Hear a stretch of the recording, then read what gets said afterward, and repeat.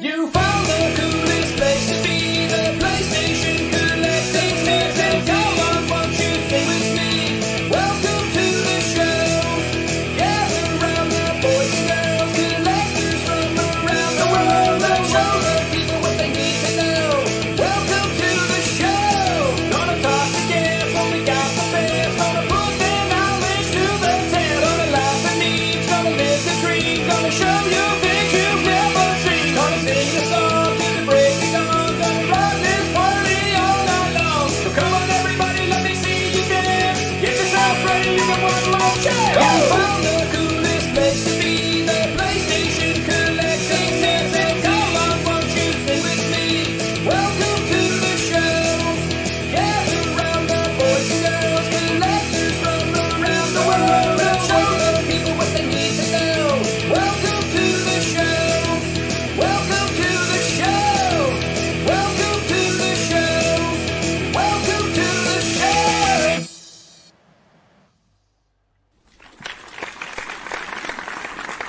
Hey. What's up, everyone? Welcome to the PlayStation Collectors Podcast, Season 2, Episode number 26. And tonight we welcome Jason back to the show. Welcome back, Jason. Hey, Figsy. Hey, Joe. Thanks for having me back. Going on, Oh, buddy? always good to see you, man. How have you been? Been good. Crazy busy. Crazy work commute. So, yeah, busy with work for the most part. But I'm happy to be back talking about games, which is my jam, if you will. Nice. And how's the little one going? He's sleeping more through the night. Thanks for asking. He's now almost 10 months, which is crazy. He can stand. He's got 2 words going on. It's either dada or cat. So we talk a lot about cats and me. So that's my favorite subject in life. Exactly. Yeah, you know, it's pretty. It's amazing. I recommend it. That's funny. He has Oh, the that's same cool. personality as me already. That's pretty much all I do. It's talking about me. Yes. How old until you throw a PlayStation controller in his hand? You get him, You know, I've actually got a PS4 controller teether, so it's pretty awesome. I got that is awesome. That's awesome. It's like, Dude, they baby have stuff. some pretty cool baby swag out there. I remember my brother had his kid. I got him a Slayer onesie, like for his little baby. I was like, dude, that is badass. Too bad he's only gonna fit in it for like an hour, but that's pretty cool.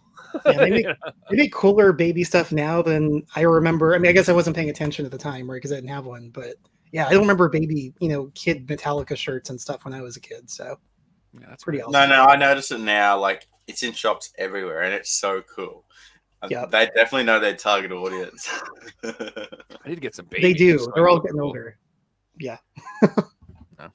Like, these Accessories. guys still want to buy this stuff, but they have to buy this stuff. So if we put the stuff they want on the baby stuff, they'll buy it. Knowing me, all I'll get into collecting it. I'll have like a room full of fucking baby onesies.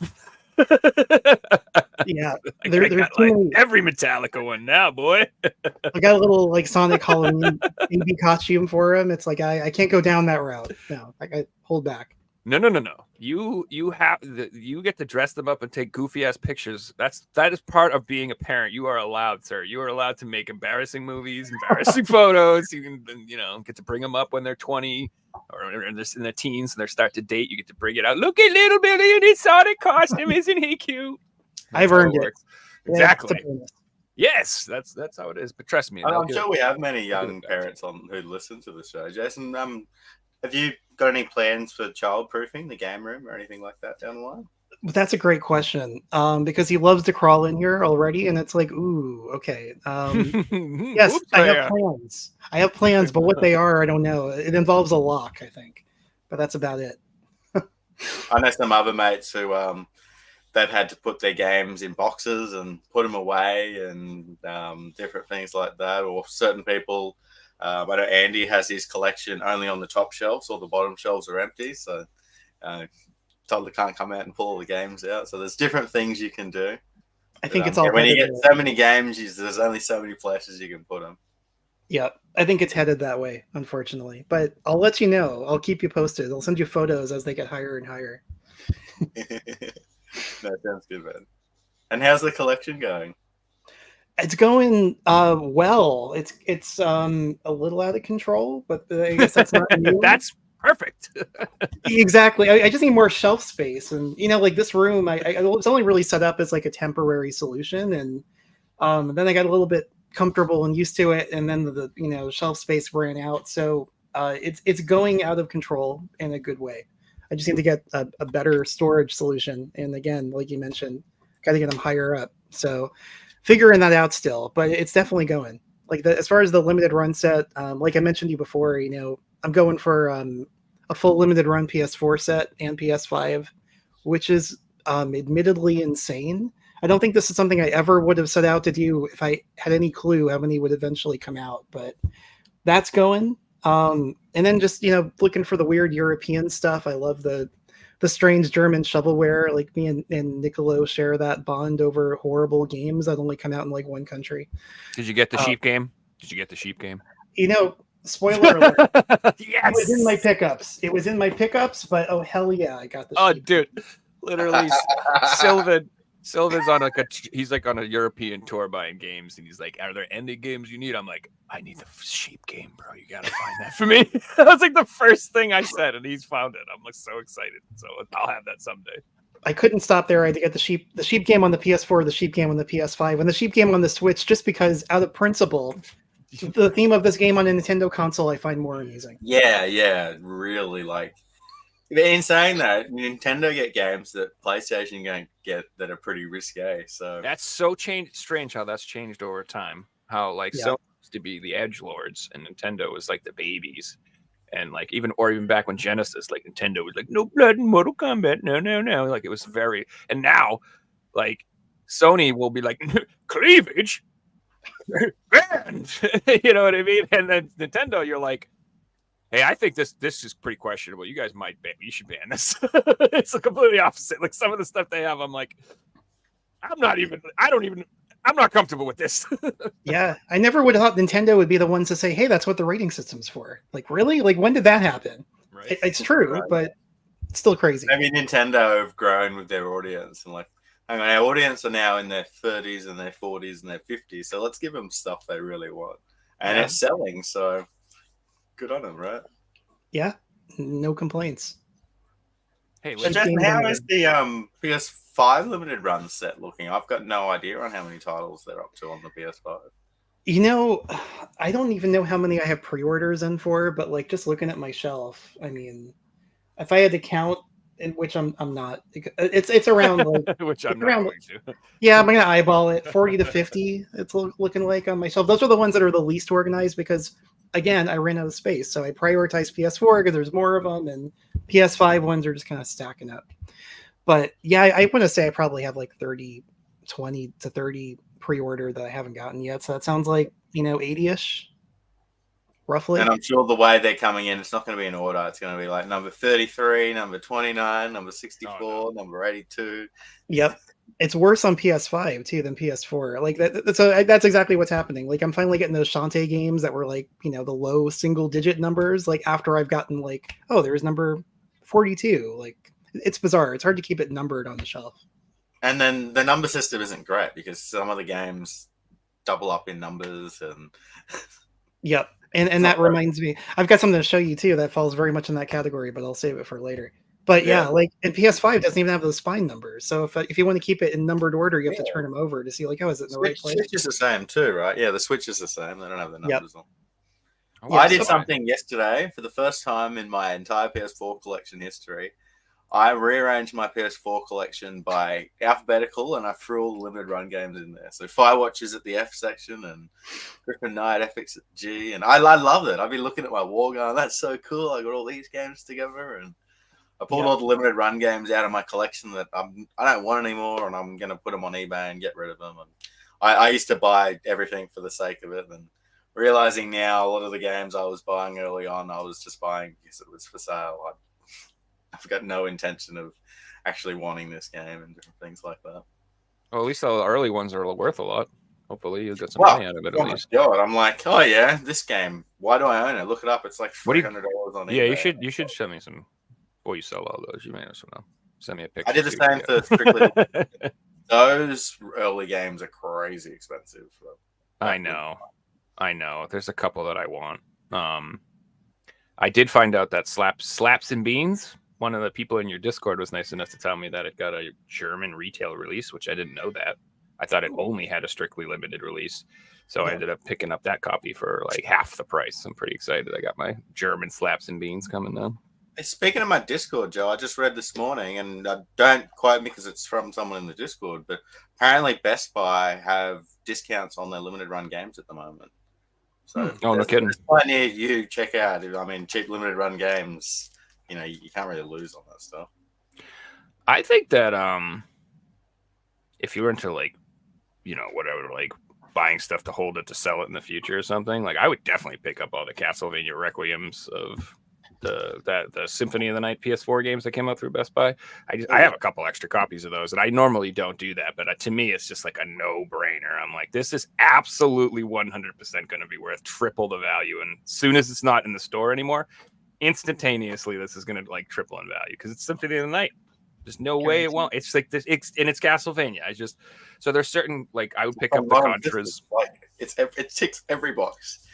And sometimes their versions are more expensive than the limited run versions. Doesn't like I'm pretty sure the Stranger Things 3, whatever the game, or I'm pretty sure that limited run version's like more than the Best Buy version's more than the LRG one or something like that. I can understand that. A lot of their audience are like me, overseas buyers. How are we going to get Best Buy games? We have to go on eBay and pay these prices. So if you've got 100 people who are all doing that, suddenly the price has gone up just because of that happened. And it's got nothing to do with the availability of copies or anything like that.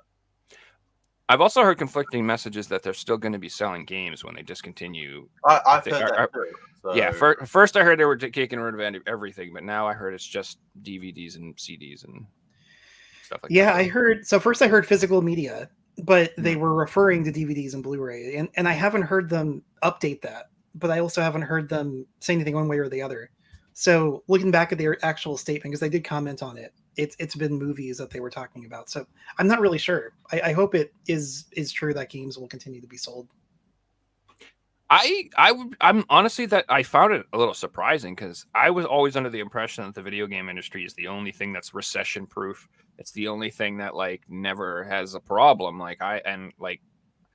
don't know. Like I buy games constantly from Best Buy. Like that's the only thing I buy from Best Buy. I don't buy anything else from them. I don't know what, to me. So I was just like, okay, I just will never go to Best Buy again, I guess. Why?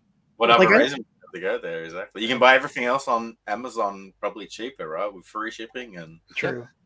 Like I don't know enough about how like retail and margins and all that stuff works, but I mean Best Buy's had a crazy selection of stuff that's like in the warehouse and ready to ship, like things that are pretty niche and some of the smaller titles, and I've been pretty amazed by the selection they've had.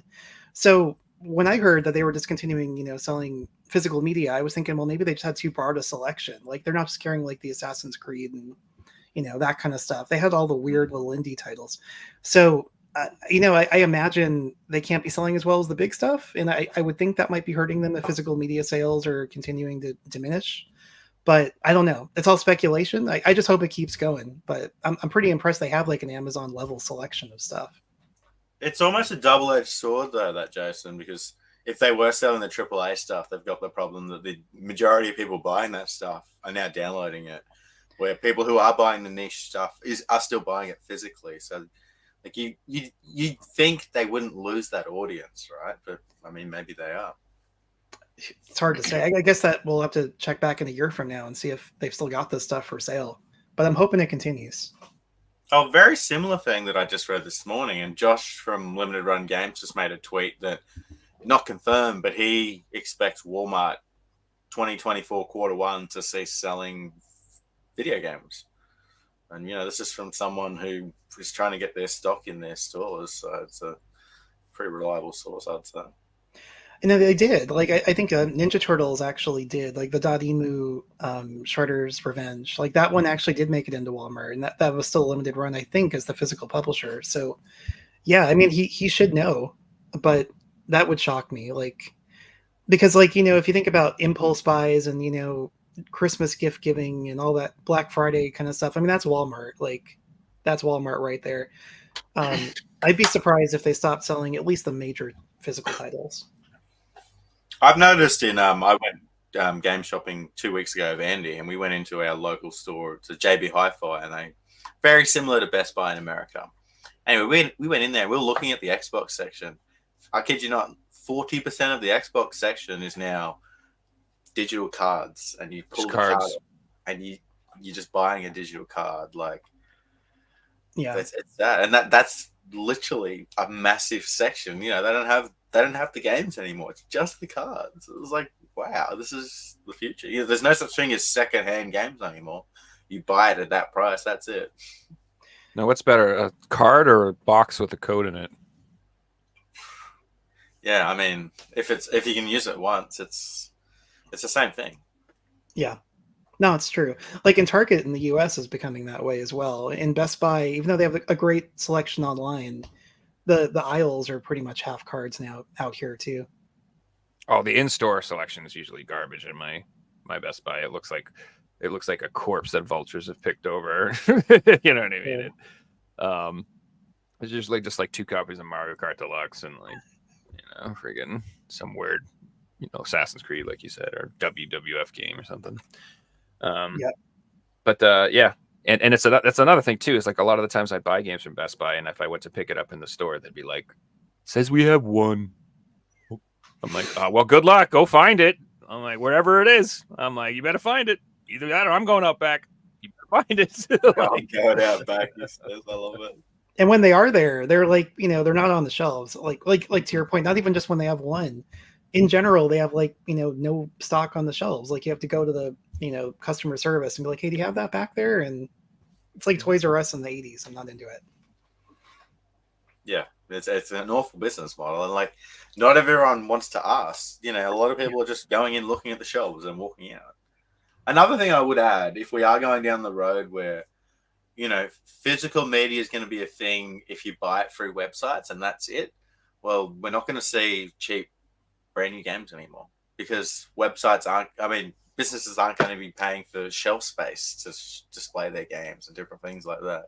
If you've got a warehouse and you're keeping your stock and you don't have to pay, employees to serve people all day, and you don't have to pay to, have the lights on because that doesn't matter and different things like that. Well, your overheads are less. You don't have to discount your games because you don't need that turnover. So they can, like limited run games, when do they do sales? They don't have to do sales. Their products are selling.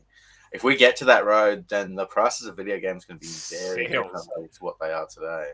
They're different. They're like, we have some. Do you want them? Hey, that's their sale like on Christmas time. They'll be like, we'll let you buy some of the games. We'll put them in a blind box, and we won't tell you what you're getting, and it's a lucky dip. And we'll put the expensive ones on there to think that you're going to get something. And you'll like it because it's a disc. Just thank us later. I did one time. I bought a blind box for like $10 off the internet. Some guys like, I never opened it, and it turned out to be Home for PS4, that little indie horror game. I'm like, I'm happy with that. It was like a $30 game. I did all right.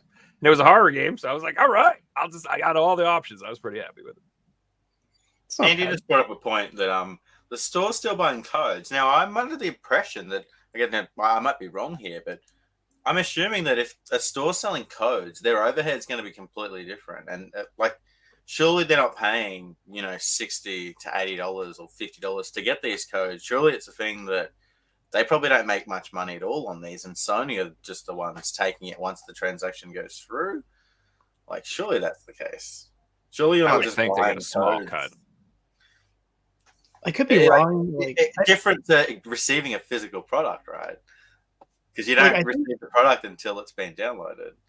I could be totally wrong. Maybe I'm just thinking like points cards like PSN and Xbox, but like I'm pretty sure they're pieces of plastic, and then when you actually scan it as a purchase, like the transaction I think happens exactly. Like I think the transaction happens then between Sony and whoever, like the retailer. And so I think that like if it's a $20 point card, then maybe they're just getting a small cut that they're sending over. They're getting 10% or something, and Apple's getting the rest, or Sony's getting the rest. Yeah. Not even 10%. They're probably making pennies. I used to sell cell phones, and you'd sell like prepaid phone cards. Same idea. Like there's no they would just like the card was pointless. I would just scan it in as a whatever, and it would just generate a code for you, and the receipt would be the code. Yeah. The card you could throw to the trash didn't really mean anything. Yep. Well, if that is the case, whatever reason would we see half-price codes? You're not going to. It's like, when do you see half-price games on the PlayStation Store? Like, you might see 20% off, but it'll be 20% off the RRP price, which is more than, retail price anyway. So usually they're just selling it for the normal price. Yeah. Yeah, you'll never be able to get the deals you get physically. No way, dude.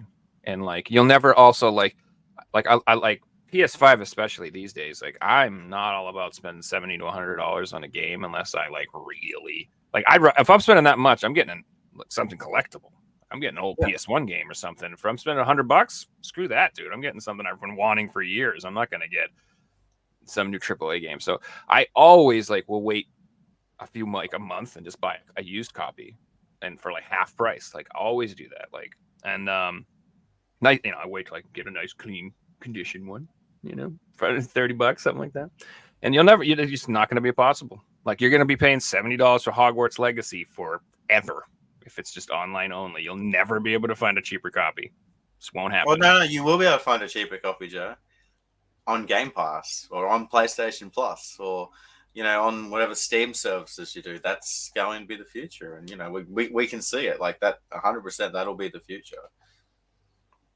It seems like it's all going to be service based. I agree. Like, that's where things are headed. And I mean, I think I've heard the term, what will be like the Netflix of games for years and years. And I mean, Game Pass and now PlayStation Plus, the highest tier. It's the same. That is the Netflix of games. I mean, and that's where everything is headed, I think, is a service based kind of platform. Yeah, you're spot on. There will be like limited run games and Play Asia for people like us who are going to spend their money and, buy the collector's edition and print manuals and give us soundtracks. But we're not going to see, the new Assassin's Creed game getting, 1 million copies printed, or the new Call of Duty getting 1 million copies printed. If it is, it's going to be a few copies. It's probably going to be like Game of the Year edition, might come with a steelbook. Mightn't even come with a disc. Like, it's going to change my buying habits completely. All I know is that, like, I will purchase probably 10% the amount of games just for this year. Like, because collecting is a different hobby, I feel like, than gaming to me. It's not the same anymore.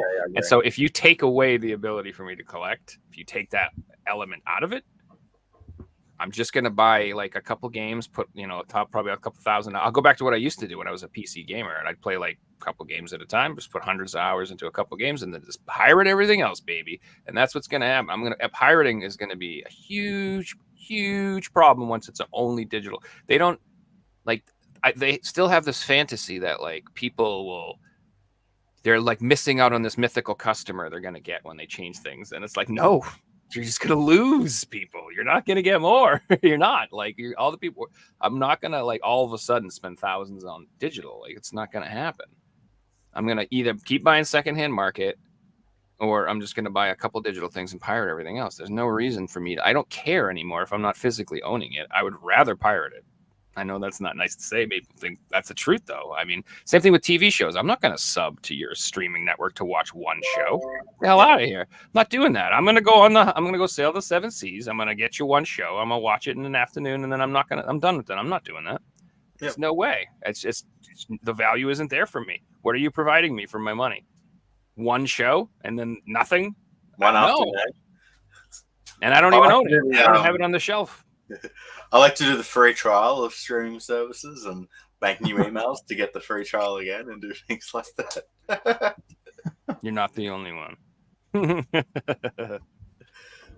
don't have any stream. The only thing I pay for is YouTube Premium because, ad blocker on YouTube doesn't really work properly. So it's one thing that I watch enough YouTube that I'm happy to pay for that, and I can justify it in the amount of time I watch on there. This whole thing's making me want to buy movies now more than anything, too. Like, I'm really thinking about movies. Yeah, you're right. Well, preserve me. Yeah, dude. Movies and DVDs and TV shows and stuff. I'm like, I'm thinking about picking up a bunch of those because First of all, for sheer value, I do think they'll go up on value. If there's like a TV show that only got like one release on a DVD, didn't get a Blu-ray, didn't get 5 different versions, it's just like there's one box set for it, I bet that thing's gonna be worth a lot of money down the road, because not everything will be on streaming. And like I said before, like it's like, and who knows, like they could start putting commercials back in streaming. What are you gonna do about it?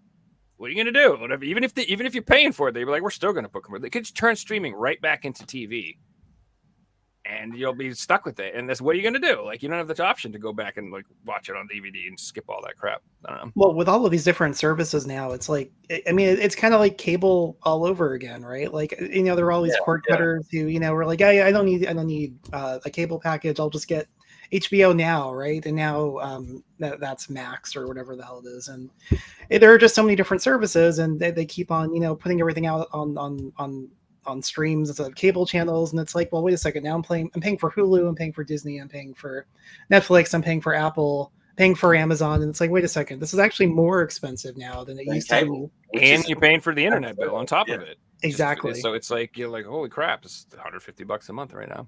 Yep. Now So here's that's the something. downside. Here, you want to be really depressed. Think about this, boys. Streaming only. Gaming is only available online through a streaming service. They start putting ads in your games. What are you doing? Commercials in your games while you are playing. All of a sudden, boop! Geico. You have to sit there and watch an ad. Why wouldn't they? You don't think they will? Like you don't think they will? They will. They don't will. get ideas, Joe. They could be listening going. Commercials That's in brilliant your idea. games. You will. You will. Mark my word. Once you have no choice, you will. I could see that. Then. It will happen. You'll be playing, and all of a sudden, in the middle of, you know, right to fight a boss fight in Elden Ring, and all of a sudden, boop, boop, boop, nope, KFC and Taco Bell, or whatever. Oh man, I can see it in VR too, where you can't. It's in your head, and you can't get rid of it. It's like you're getting brainwashed of an ad. No, but seriously, I can't imagine. Your Call of Duty game doesn't have the game on the disc. Like, what is the disc? Is the disc the download code? Like, really, if the game isn't on the disc, all the disc is an activation key, right? It's kind of been like that. It's been like that for a while. Like, if you remember, like some really egregious cases, like, I think I said that word right. Egregious. Anyway, egregious. That one. Thank you. The right one. So like Tony Hawk 5, right? That game is a tutorial on a disc. The entire game is like a multi-gig download. If you don't want to download the rest of that game, you're literally getting just a tutorial. And Activision's kind of been the worst offender for years and years, right? Like to the point where there's like nothing on that disc for Call of Duty for the most part. So it's kind of like that. So I mean that kind of does make physical collecting, you don't know, puts a damper on it when there's no content on that disc to begin with. It's really just a thing to put on the shelf. And yet I'm guilty of doing exactly that. I've got Tony Hawk 5 on my shelf right now. Yeah, I know it doesn't do anything for me, but to add to that, Jason, Activision didn't do that for the Spyro trilogy. Like one of the Spyro games, you got downloaded, unless you buy the second print, where you know. Yeah. I have to go find the second print. I think they did the same thing with the Crash. Did they do that too, or was it just the Spyro games? Yeah, same thing with Crash too. There's I'm pretty sure I have to go find DLC though. The DLC for Crash. However, you can buy the double pack. Versions. You can get all of it on the double pack, which is funny because if they can fit 2 games on one disc, why couldn't they fit the one on one disc? Like, it doesn't make sense. Make it make sense. It never makes sense. Guys, speaking of Activision, did you guys hear about the takeover that's gone through now? Activision is now owned by Microsoft, so we won't be getting Call of Duty, Crash Bandicoot, Spyros on PlayStation anymore. It's a Microsoft product now.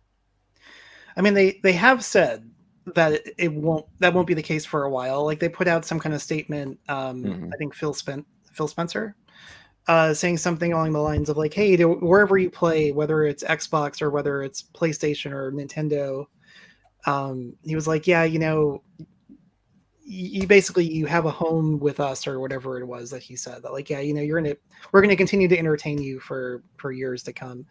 And so I don't really think it's going to be that abrupt. I think it's going to happen for sure, but I think you're still going to be getting Crash and Spyro and all that, like for the near term on PlayStation. That hurts.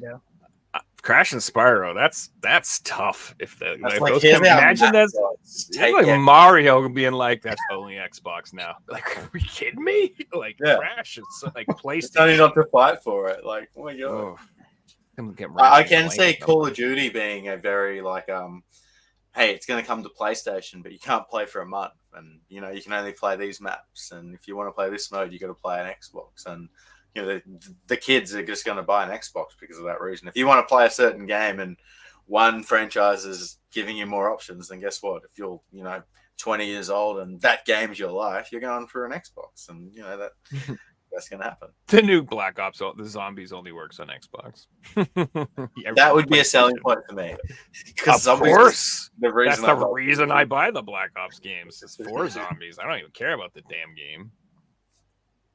Yeah, but like there was a time, like, Activision and Xbox, like, I don't know, 2010 to 2015, 2016-ish, they were very partner. Like they were very aligned where there was an exclusive window for all that DLC. And that changed, where, PlayStation ended up getting that window because PlayStation became the dominant platform of, to beat out Xbox 360. So I'm sure it's going to, be the flip now where Xbox is getting that stuff first. But I think that the core games and eventually that content will be out there on PlayStation and other platforms, at least, in the near term. Like they said, for the next 10 years or so, it'll be on PlayStation, but I'm sure gradually less and less will make its way over there. Yeah, and that's fine. And I don't know. I feel like Microsoft, I don't see them staying in the console business for if they want to go this new all digital route, it's like, at what point are you just selling PCs to people, man? Like, you're just selling little desktops, like that'll be like the new Xbox comes with a keyboard, mouse, and a monitor. I'm like, are you just selling computers? It's what it just sell. It's just, and that's and I don't know about you guys, but I don't. Like, I'd probably pick up an Xbox just for physical, for the backwards collecting thing. But like, if I really want to get into that, I'm gonna get Game Pass and play on PC and stuff. I'm not gonna all of a sudden just like, well, done with Sony collecting, I guess I'll start collecting Xbox. It's not gonna happen. I'll just build a PC and play those games there. So it's exactly what I'm doing, Joe. Like, Xbox is now PC Game Pass for me, and like Game Pass is amazing. I looked at the games the other day and I knew there were some good ones on there, but I am blown away at what you get for value for money. If you're a new gamer and you don't have a game collection and you just want to get into gaming, I can't sell Sony to someone these days because of how good Game Pass is. And, I'm Sony to the bone. So that's saying, dude, this generation's made me sour on Sony hard between my PSVR 2 headset dying and not being able to get a freaking PlayStation 5 for a year. And the prices like never going down, and the new revision, dude. Dude. Here's a tip. If your console requires a freaking stupid little piece of plastic stand to hold it up that looks like shite, you redesigned it. What is the matter with you guys? If it can't stand up on its own, if you have to charge people extra money for it to freaking stand on its own, like what are you thinking? What are you thinking?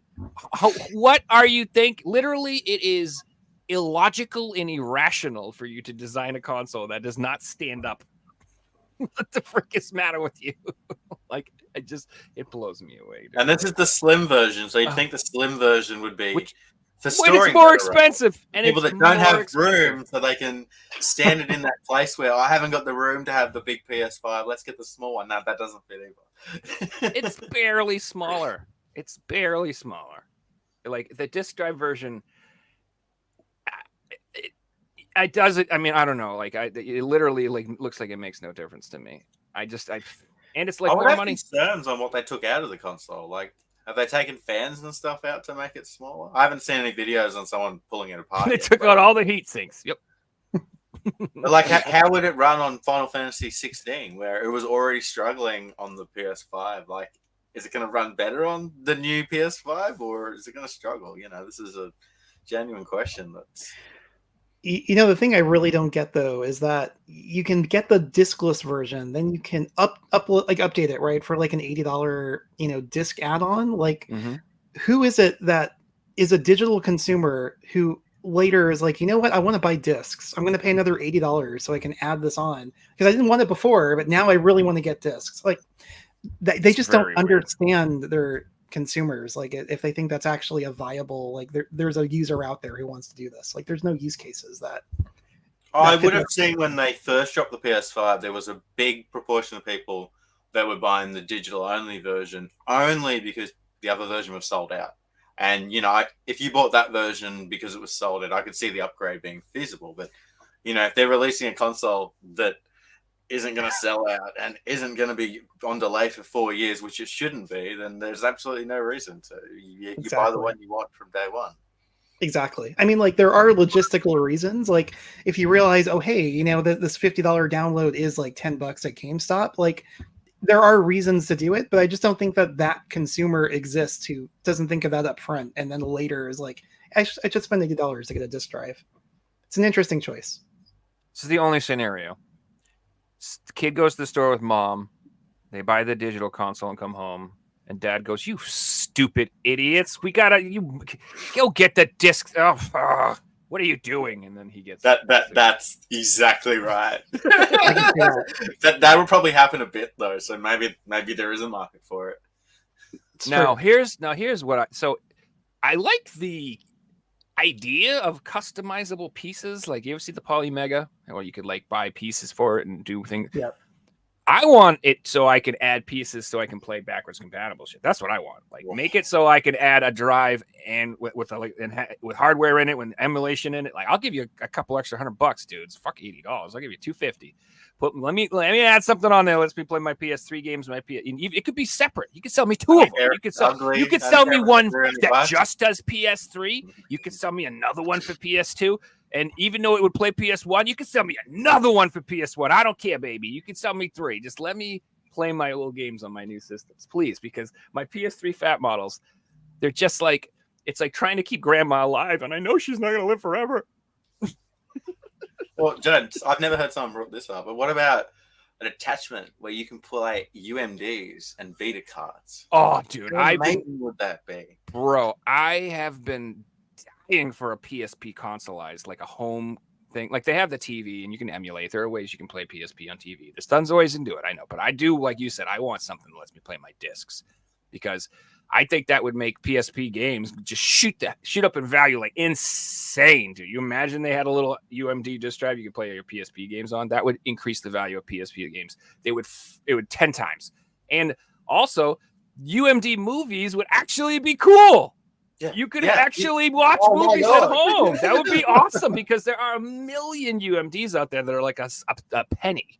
And they're like a lot of decent movies. But I'm not going to go out and watch Bad Boys on my PSP in the bathroom or something. What the hell am I going to do? Why am I going to do that? But I might watch it at home. Or, that would be so cool, dude. Yeah, like you said, a little add-on. I'm hoping that there's companies out there that make products where you can play old Nintendo carts and you can play old Genesis carts and they do everything. I'm hoping in the future we see products so you can play a 3DS cart and a DS game and a Game Boy Advance game and a PSP game and a Vita game, something for the handheld gamer. Like I don't know if Sony would allow it though. That's the only thing. But Nintendo these days don't want to work with Sony, etc. Like what Analog is doing with like the Analog Pocket, they have those add-ons where now you can play Atari Lynx games on it. You can play, Game Gear games on it, like that kind of Turbo Express, all that. I could see that happening. Like maybe there will be some kind of open source like emulation that without Sony's permission or Nintendo's permission, it is possible to emulate those things on like an analog type handheld. Like I really hope it's headed in that direction because I'd love to have like the next level. I like playing Atari Lynx and Game Gear on an analog. I like that idea, but I'd love to be able to play Vita and PSP on like new hardware with a higher. And there are ways, like Cyrus was mentioning a way to do it. There are ways to you can play your Vita games on on a TV and different things like that. But they're not cheap ways to do. They're not ways that you can just go and spend a little bit of money. You got to spend almost $1,000 to be able to do something that isn't that good. Yeah. So is there an actual PSP? I know they have docks for the Go. play For PSP the on PSP Go, I know there's an actual dock and you can play with the controller, but can you do that with a regular PSP? Because I've only seen docks that have like speakers and audio connections. I've never seen one that lets you play with a controller. Am I crazy? Is there I one feel that like exists? Forrest was talking about doing something like this. I'll have to mention it with him. I think there have been modded ones where you're actually using the PSP as a controller, and it's got an HDMI. You can do that. or You can whatever. plug it into your PS3 and use it as a controller, even Yeah. and play it. I've seen that. I don't know. There's a Forrest says cable. there's a cable, so I'm assuming you can. I'm I'm going to pretty do sure. some research because I want to get that set up, even though I have it all on my Steam Deck now. Steam Deck has ruined my collecting forever. It really has. I'm just like, why do I do anything anymore? It's all on the deck. And Yeah. it's more enjoyable. I love playing PS2 games on my computer because I don't have to wait for loading times. I don't have to put a memory card in there. It's, it runs better. It looks better. It's just all these little quality of life things that now that I've experienced the quality of life changes, going back and not having them, it's hard and it's not enjoyable. And coming from somebody with a room full of games, that's saying a lot. Like, you've got those discs, you just don't want to play them on disc when you've become accustomed to that quality of life kind of improvement. Exactly. The upscaling of PS2 and PS1 games and stuff has been like really hard to go back to the actual original hardware on some of them. Like, it looks amazing on some of the games look so good. The PS2 games, unbelievable on the emulation. So I don't know. Stuff. Meanwhile, I'm testing. I permanently have a station set up upstairs to test games that I clean, and I have a HDMI TV that I use my PS2 through, and the games look terrible. Like, you don't realize how bad these games look on new technology. It's just like, oh, that wasn't what I remembered. Yeah, I need to get a nice CRT. You guys have CRTs? I've got one, but I don't have it plugged in. I need one. I don't. Yeah, my girlfriend's gonna that's Andy. if I bring a freaking CRT in this house right now. I have nowhere to put it. She'd be so mad. Some dude was selling like a Sony Trinitron the other day for like $50. Oh man. God, I want it. Can I please? She's like, where are you gonna put it? I'm like, I don't know. On my side of the bed, I'll sleep on the floor. She's like, no. It's I got nowhere to put it, but I want it so bad, dude. I mean, freaking light guns alone are a reason to have one. And as far as I like light gun games, and you can't play them on new TVs unless you get the hardware. So, but it's one of those things that you then need the room because you can't just play a light gun game sitting down at the TV. You need to be standing up. You need to have the room to do everything. It's just more fun. And like, if I'm thinking of doing that, I may as well just go down to an arcade and play their machines that are already set up. And Hey guys, I had a pretty awesome weekend. Would love to share it with you guys. The game I played, GeoGuessr, just had their first ever World Cup, getting into the esports scene. Last night they had the World Cup finals, and there was over 50,000 people watching GeoGuessr live, which is awesome for the game, and it was a really good live experience. So, some games are great, but they put them into esports and they just don't kick off like Valorant. Well, this is great. There was people coming in who had never watched the game before and understood what was going on. And yeah, shout out to Conscious for winning the World Cup. It was a really awesome experience, and I stayed up till 7:30 watching it, and I was on the edge of my seat the whole time. So was it like one day? It was over 2 days. It was held in Sweden. There was 24 contestants from all around the world, and yeah, it was awesome. Nice. That is pretty cool. It's cool to see games getting into the esports scene. I know, like, Words for Friends have esports, and yeah, you don't think about it, but like, there's big communities. Scrabble is serious business. There are people who take Scrabble real serious. Yeah. Like leagues. Look at the chess scene, how serious that is these days. Like, yeah, chess is one of the biggest games in the world. We're talking 2023, and chess is one of the biggest games in the world. That's crazy, right? Dude, all my nephews play chess. We all like all the youngins, all those kids. They all play chess. I don't know how that happened, but I think seems to be like something still popular. YouTubers like Ludwig get into it, and that's who they're watching on YouTube. So you can, imagine all these kids, if their heroes are playing these games, are they going to jump in it too? Yeah, I blame that Netflix show, The Queen's Gambit, that was really popular like 2 years ago. Yeah. that really kicked it off. You're right. Seriously. And now Netflix has like on the Netflix game service, they've got like a chess game, which is a Queen's Gambit branded chess game. So yeah, it's crazy. I think that actually is in some way responsible for this weird chess resurgence that's going on. No, you definitely are. Twitch has got a big thing to do with it too. Some of the biggest creators are pushing it, and chess is all over Twitch, which is great. You guys ever heard of a game called Battle Chess? I remember that game. Interplay, I think. Yeah, I was a little kid. I remember we went to the Boston Museum of Science, and they had a computer lab. And this is back in the 90s, where like nobody owned computers. Like I said, they were real expensive. Like nobody even had them. So to be even play on a computer was like, oh yay, I was so excited. And I remember like of all the games, Battle Chess blew me away, dude. Like I was like, look at these animations. This is amazing. It was like so bad. If you watch it now, you'd be like, you were impressed by this? I was like, oh yeah, totally blown away. And I loved it. I was like totally obsessed with chess for a little while. Just I do. Game. I remember having that, not in the museum, but I remember having that same impression. That's like, wait a second. So you're not just moving chess pieces, you're watching them fight when you get there. And when I was like, blew my mind. Then they did the Star Wars version on like the Sega CD and the PC. That was by Software Toolworks back then, I think. But it was like, yeah, you see same exact idea. Darth Vader is like fighting against like R2D2 or whatever when you take over the space. Yeah. Blew my mind. It did. It was great. And like back, this is back in the day where like I was looking at like I think Shining Force or something. Like it was like that was the equivalent of a game. It was like so the animations were really amazing. Yep. So I don't know. For sure. Don't understand. Speaking of old games coming back, do you see that they remade Seventh Guest in VR? Did you hear that just came out? I did not. That is. I'm pretty excited about that, dude. That's like an old ass PC game, and I'm like dying to play it. But they remade it in VR. That's amazing. I know their audience. Is that on PSVR too? Like, is it actually out already? Wow. I don't know if it's out yet. It should be out like any day now. Like it's coming out real soon. That is cool. Maybe within a week or two. Now I'm excited. Like, I'll be honest. So I never picked up a PSVR 2. But now I'm tempted. Like, if that's actually available, that in C Smash Versus, if you've seen that one, it's the reboot of Cosmic Smash, this weird Sega Dreamcast game that only came out in Japan. Those are the two that now I'm sold on the PSVR 2. Cosmic Smash, I'll check that one out. Yeah, it's very cool. It's kind of like Rez in its visuals, but it was like Rez was great. It was like ping pong in its gameplay. So it's ping pong meets Rez. Nice. Rez is dope, and like, man, I need to get that copy on PS4 before it gets out of control. It's starting to creep up pretty high.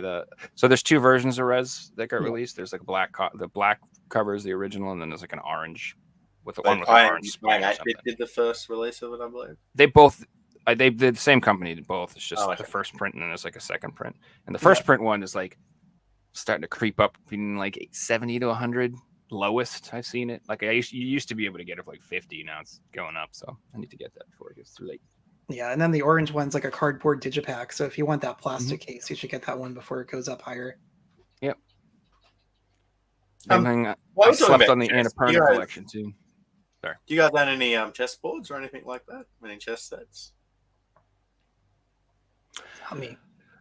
No, I mean, so when I was a kid, I had an uncle he was like, dude, like this guy, like he's like a Harry Potter character. He taught at like Boston Latin School, and like he was just like insane. He taught advanced like AP physics or something. Like this dude was out of his mind smart, and his house looked like I don't even know, like a library Indiana Jones would visit or something. It was just like all like leather books and mahogany and leather chairs with brass button. It was just like one of those places where like everything you walk in and I'm like, I'm not allowed to touch anything in here, am I? He's like, nope, not a damn thing. I'm like, okay. But he used to have this insanely gorgeous chess set, dude, with like ivory pieces carved by hand and all this crazy stuff, dude. And oh man, I used to like drool over that thing. I wanted it so bad. And he also had, we were a cool family. We were really into Star Trek. And he had the 3D Star Trek set. Have you seen the Star Trek The Next Generation one? Yeah, whatever. Yeah, he had the real game, and it was like a really nice set too, like really fancy. And I remember playing that with him. Yeah, dude. He also used to have You know, this is all coming back to me now. Why I probably collect shit. He had an amazing VHS collection, dude. Like he had every single movie that you would ever want to watch, and all the movies you weren't allowed to watch. So I loved going to his house because my parents would just go downstairs and he'd be like, "Go watch movies," and we'd put on something, and as soon as they leave, we'd be like, "Hell yeah, put on freaking Predator, baby! Let's go!" We would watch like just the craziest stuff. Oh, dude, I remember watching Attack of the Killer Tomatoes. So many crazy movies. Would be worth a house. bit today. VHS has had a spike lately. His collection would be worth a fortune, dude. He had everything, all the good comedies too, all Caddyshacks, like I said, all stuff that I was not supposed to be watching. I was like, heck yeah, we're watching this. All the Meatballs movies. He had everything. I actually got a really nice chess set. I got a glass handmade chess set that was my grandma's, and me and my brother would always play it, and Grandma just offered it to me one day. But unfortunately, because it's glass and it's so fragile, I have it packed away. And I used to have it set up, but then it kind of has to be the feature of the room. So it's packed away. I'll set it up and take a photo for you guys because it is amazing.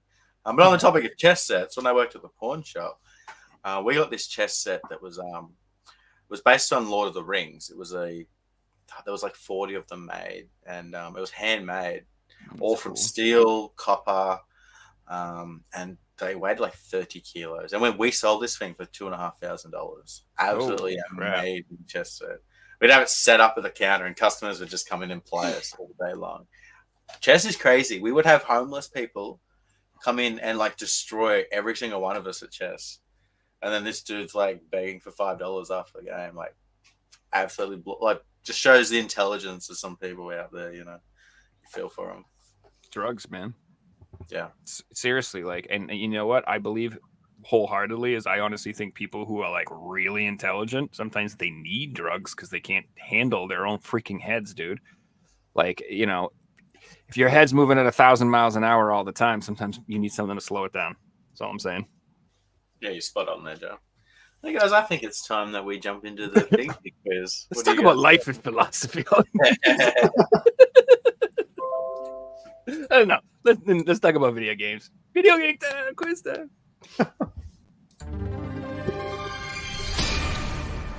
Before we start, let's pull up chat scores and we'll get chat's question up. So as you guys know, first person in chat to get to 5 points will win a video game shipped anywhere in the world. Right now, we have on 4 points 2 people. We've got Jason Trickster and Mario.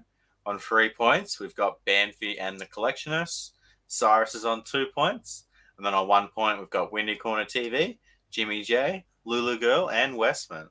So guys, chat's question this week, and I need the full video game title. First person to name the full title in chat gets the point. Here's your question. Wow, there's a lot going on there. There is a lot going on here. The scores will reset, Cyrus, once someone gets to 5 points.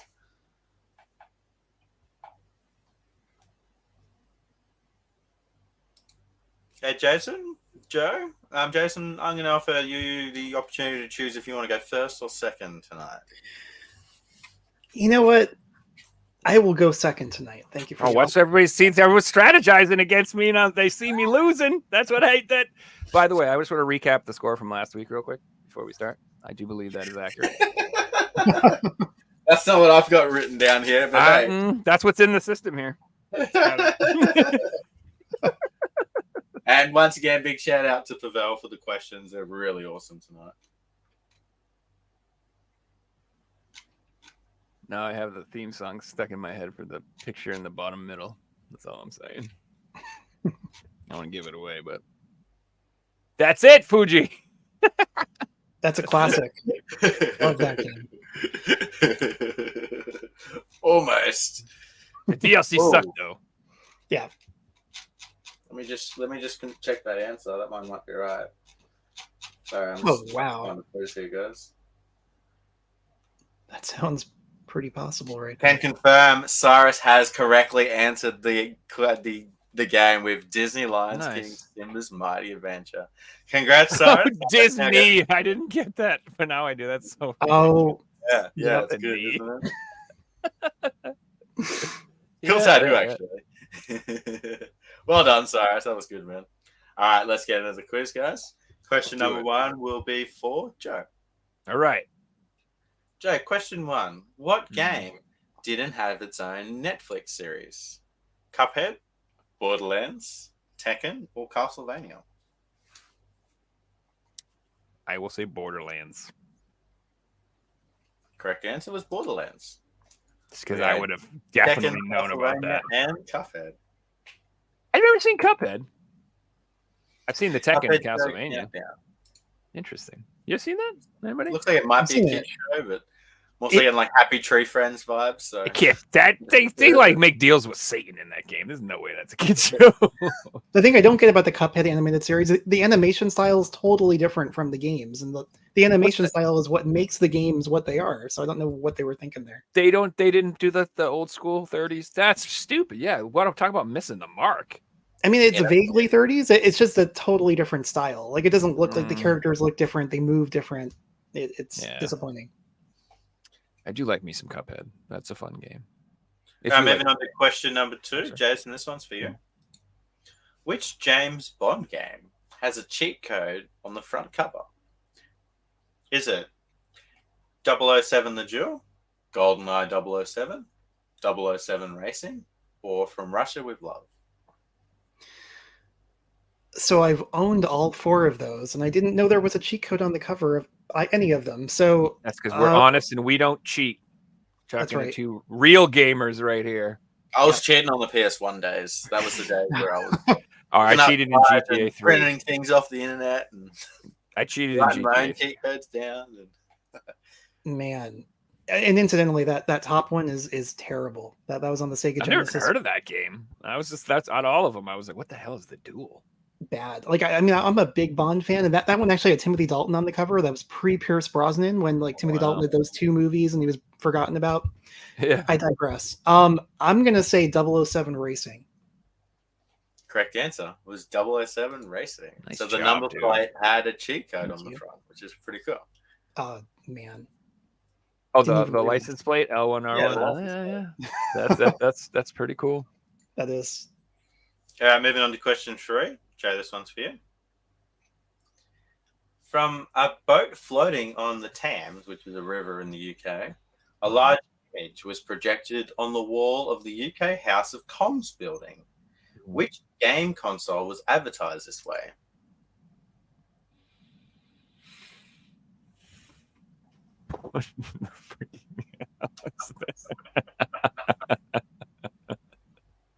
Okay, that's just great, whatever it is. Who are those people? I wish I knew British politicians. That would come in handy right now. Try to determine what year we're looking at. It's very Street Fighter-y looking. Oh, God. Dude, it could be so many things. Oh, screw it. I'll say PlayStation 1. I don't know. PS1. Incorrect. Jason, for the steal? Man. Like this doesn't even look like it matches visually any kind of game. Oh, no. That's not. I know the company. I got the game wrong. I know what that game is now. Man. I am gonna say Sega Saturn. That's what I think it is. Is that it? I think that's what it is. Correct Yeah, answer. you bastard. Because that's Virtua Fighter characters. That isn't freaking Street Fighter. Well done, Jason. That was good. Thank That you. was a cool question. Oh, That was a good one. That was a good one. Well All right, done. moving on to question 4. Jason, this one's for you. What have the PS4 games Hidden Gender, Fantastic, That's You, and SingStar Celebrations and Knowledge is Power have in common? Those are all PlayLink games that had a mobile companion app where you would do input on the mobile app and it would interact with the game. Correct. They're all the PlayLink games for the PS4. Hidden Agenda. Don't sleep on that one. That's actually pretty fun. It's a good one. I Now would say, here's- like, even if you don't own any of these games, download these apps because I'm sure they're not going to be in the store forever. Yeah, you're spot on there. That's something I was thinking about. Imagine someday I'm going to be like, let's play Hidden Agenda. Bust out the 6 Android phones I saved from 2006. You know what I mean? Like, you're going to have to have old ass phones to play that. Where's my iPhone 4? Let's play. And Hidden then Agenda. it'll be like, this game needs an update to play. Yeah. It's gonna That's happen. It doesn't work anymore. You've lost the licenses. Hidden Agenda is a fun time if you like party games and you like It's a good one. mysteries or innovate. Yeah, it's fun. Before we move on to the next round, we'll give you guys a quick score update. Joe's got 1 we don't point. have to do that. Jason's out in the early lead of 3 points. Moving on to question number 5. Joe, this one's for you. Who wears t-shirts with this logo? God. That's pretty familiar, and I'm going to be very angry when I don't know it. I'm just going to say, no, that's not right. Let's not be hasty. Let me think about this for a second. Hold on, let me think about this. God, it's so familiar. I'm just going to say Bomberman. It's not Bomberman. Jason? Mm-mm. So this is probably going to be wrong, but I feel like that's the logo from. Maybe I'm totally off here, but I want to say it's the logo from the Serious Sam games, and which I've never played. So I'm going to go down this path of either I'm totally right or wrong. I'm probably wrong. I'm going to say, hey, That is Serious. the logo from the Serious Sam Nice games. job, Jason dude. nailed it. Thank you, man. Never played it. Just recognize the logo. Awesome Yeah. artwork, by the way. I've never played those either, but I did order the Special Reserve collection or whatever. Nice. Yep. All right, moving on to That was question good, number man. 6. Thank Jason, you. this one's for you. Now I'm going to show you a limited edition PlayStation Vita. You have to tell me what game it's from. I think that is a Metal Gear Solid, I want to say, game. And I'm trying to remember what the title of the Metal Gear Solid Vita game is. But I believe it's a Metal Gear Solid game. I don't know. Oh, hey. Oh, damn it. I Not saw a Metal the, Gear Solid game. now I see the Namco Bandai. I wish I read the whole screen, but Gonna hand this one over to Joe. Dude, I wish I knew. Even with that hint, I still don't know. It's like a play on the UN logo. Bandai Namco, huh? God, it's an army fatigue? Damn, dude. Sony Computer Entertainment. Resistance. So that was God Eater 2. would not have gotten thought of No, that. I have no connection to that to military. If you didn't know it, I guess that one would have been tough for sure. Well, it looks like an army game. Yeah. Yeah. But the logo, maybe I'm sure the logo is probably recognizable. I actually would have guessed Monster Hunter myself. That would have been been a good wrong one. as well. All right, moving on to question number 7. This one is for Joe. And these are our picture questions for the week. So, Joe, here is yours. I need the video game. Okay. Five Nights at Freddy's. That is Five Nights at Freddy's. Hell yeah. And Jason, here's your question. I need the full video game. Did you guys? Oh, sorry. Go ahead.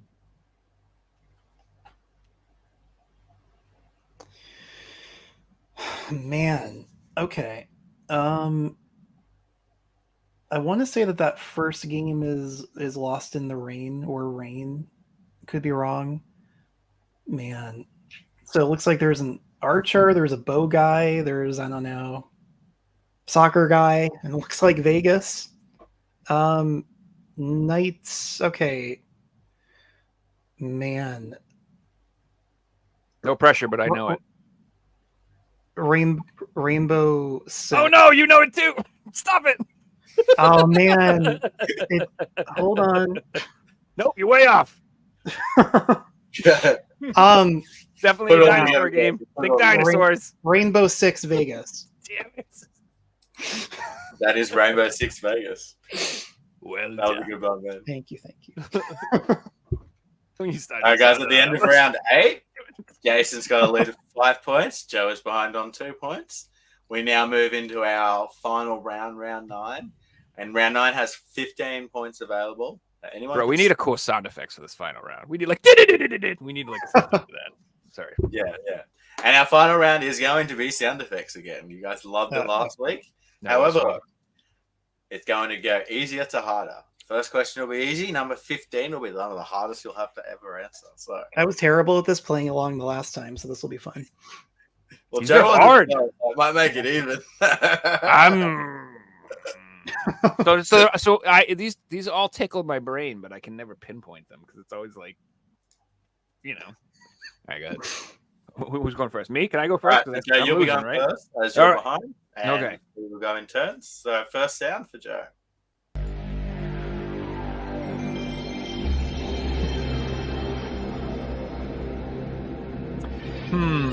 This isn't a game. This is the PS1 boot up noise. That is the PS1 boot up noise. Yeah. Is Question. that Nintendo? Question 2, Jason. This is your sound.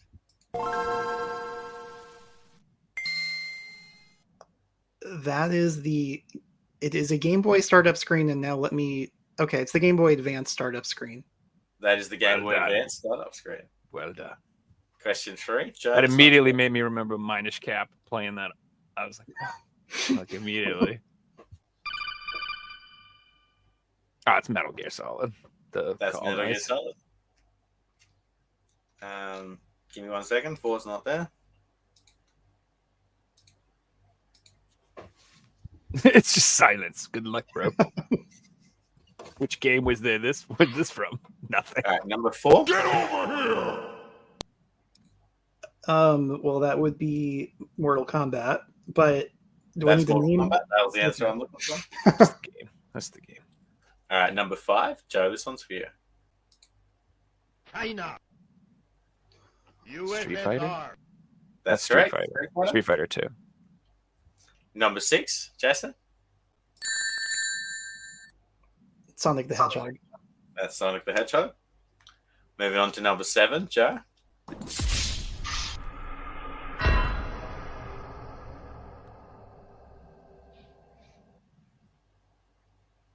Dark Souls? Not Dark Souls. Joe has his first strike. 3 strikes and you're out. Jason? Now, Jason, you can choose to pass or answer here. Oh, you didn't tell me that, man. I could have passed. I'm gonna go with pass. Okay, we will come back to that one. Cheer. Question number 8. This is for Jason. Actually, this is for Joe because Jason passed. It is? Joe? Okay. Yeah. Whatever you. That's Mario Kart. That's Mario Kart. And Jason, this is for you. Heavy machine gun. Oh wow, I know this. Heavy machine gun. Metal Slug. Correct. That's Metal Slug. Nice job. I was thinking that at Time Crisis. Thank you. Joe, this one's for you. Mm-hmm. Thank you. God, I know that. One more time. Can you do that again? Thank you. Shit. Pass for now. I'm going to pass. I think I do know it, but I'm not going to guess. Jason? Is that Resident Evil 4? That is the merchant from Resident Evil 4, the game Joe just finished. Shut up, bro. That's why I knew it, but I didn't want to guess. All right. All right, Joe, this one's for you. Sounds like Super Mario Brothers. That's the power-up sound from Mario. Jason, this one's for you. Everybody, ho, ho, ho, ho. I recognize that. Could I hear that one more time? Yep. Everybody, ho, ho, ho, ho. I am not going to get that. I don't know. Yeah, passing. So if I'm passing, does that mean I'm just saying I don't know what that is, or does it come back to me later if I pass? I get a chance to answer if you pass. Okay. If Joe passes as well, we'll go on to the next one, but we will go back to these ones at the end. So. I will pass. Okay, Joe? Parappa the Rapper. That is Parappa the Rapper. Yep. Yeah. Jason, question 13. Objection! That is Phoenix Wright. That's correct. Wow. Joe, question 14. These are the hard ones. Die, monster. You don't belong in this world. So one more time. Die, monster. You don't belong in this world. That's terrible voice acting. I'm going to say House of the Dead. Joe has a second strike. Jason? So I'm probably wrong. I'm going to say Duke Nukem. Jason has his first strike. Oh, man. Now, we are still on the same question. Joe, you can choose to pass. I'll pass for now. Okay, now we're moving on to question 15. Jason? Game over, yeah. I recognize that, too. It's got to be Sega, whatever the hell it is. It sounds Sega-ish, for sure. It's just so bad. Oh, wait. I Daytona? could be wrong, though. Incorrect. Jason has a second strike. Yeah? Well, one more time. That's like it. See, I've never gotten game over in a game. I always win. I wouldn't know. Just kidding. Dude, I'm gonna pass for now. Can we go back to the other ones? Yep. All right. Jason, now we've passed. We're going back to question 7.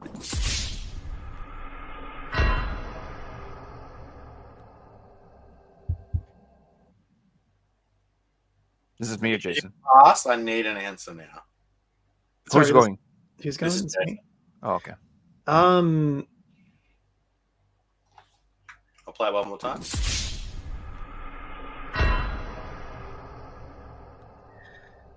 I want to. If I have to choose, maybe that I want to say that's a Castlevania something. Incorrect. Jason's now locked out. Joe is behind on the score, but Joe is Is the it- only one who can answer. Is it Elden Ring? Elden Ring? Not Elden Ring. Fuck. Joe's locked out. The answer we were looking for, and people are screaming in chat, that is the death sound from Grand Theft Auto 5. Oh, Man, figures. I knew it was a death sound, clearly, Yeah. but that metallic sound, that's what I threw me can't- off. it And the sounded other to ones we me didn't like get, it was a we didn't get 14 and 15, and I have videos of these ones. So 14. Die, monster. You don't belong in this world. Was from It's wrong Castlevania. Castlevania, Jason. And that's the Castlevania I meant. Yeah. One of you guys said Sega. You were onto it with Sega. But you just Yeah. missed what game it was.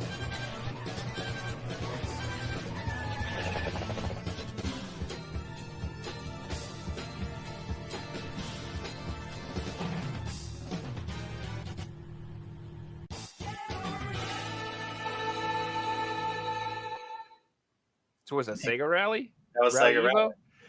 Yeah, you were right on the money. See, I would have guessed Daytona. Yeah. So when you said Daytona, it wasn't that. I got cold feet. I was like, shit, that's exactly what I thought it was, because it's definitely a Sega racing game, and I just didn't. Yeah. As soon as I saw the art or the animations, like, yeah, it's Sega Rally. After a thrilling end to the quiz, we had final scores of Joe on 8 points, but today's winner on 11 points is Jason. Well done, Jason. Thank you. I think this is the first quiz I've won, so Oh, Very big nice, moment. sir. the streak starts now. Well earned. That was good, man. And Great well quiz. done to Cyrus for once again getting another point. Cyrus moves up to 3 points in the chat quiz, and you guys will have to stay around for our next show to see if you can win another point. Those were really fun, and like Yeah. I like how they got harder. I like that, because I was like, cool, get some Yeah. easy ones, make me feel comfortable. And it was definitely the case because the last two were the hardest two, and you both didn't get for them. sure. For sure. Good questions. Disappointed that you just didn't get GTA 5.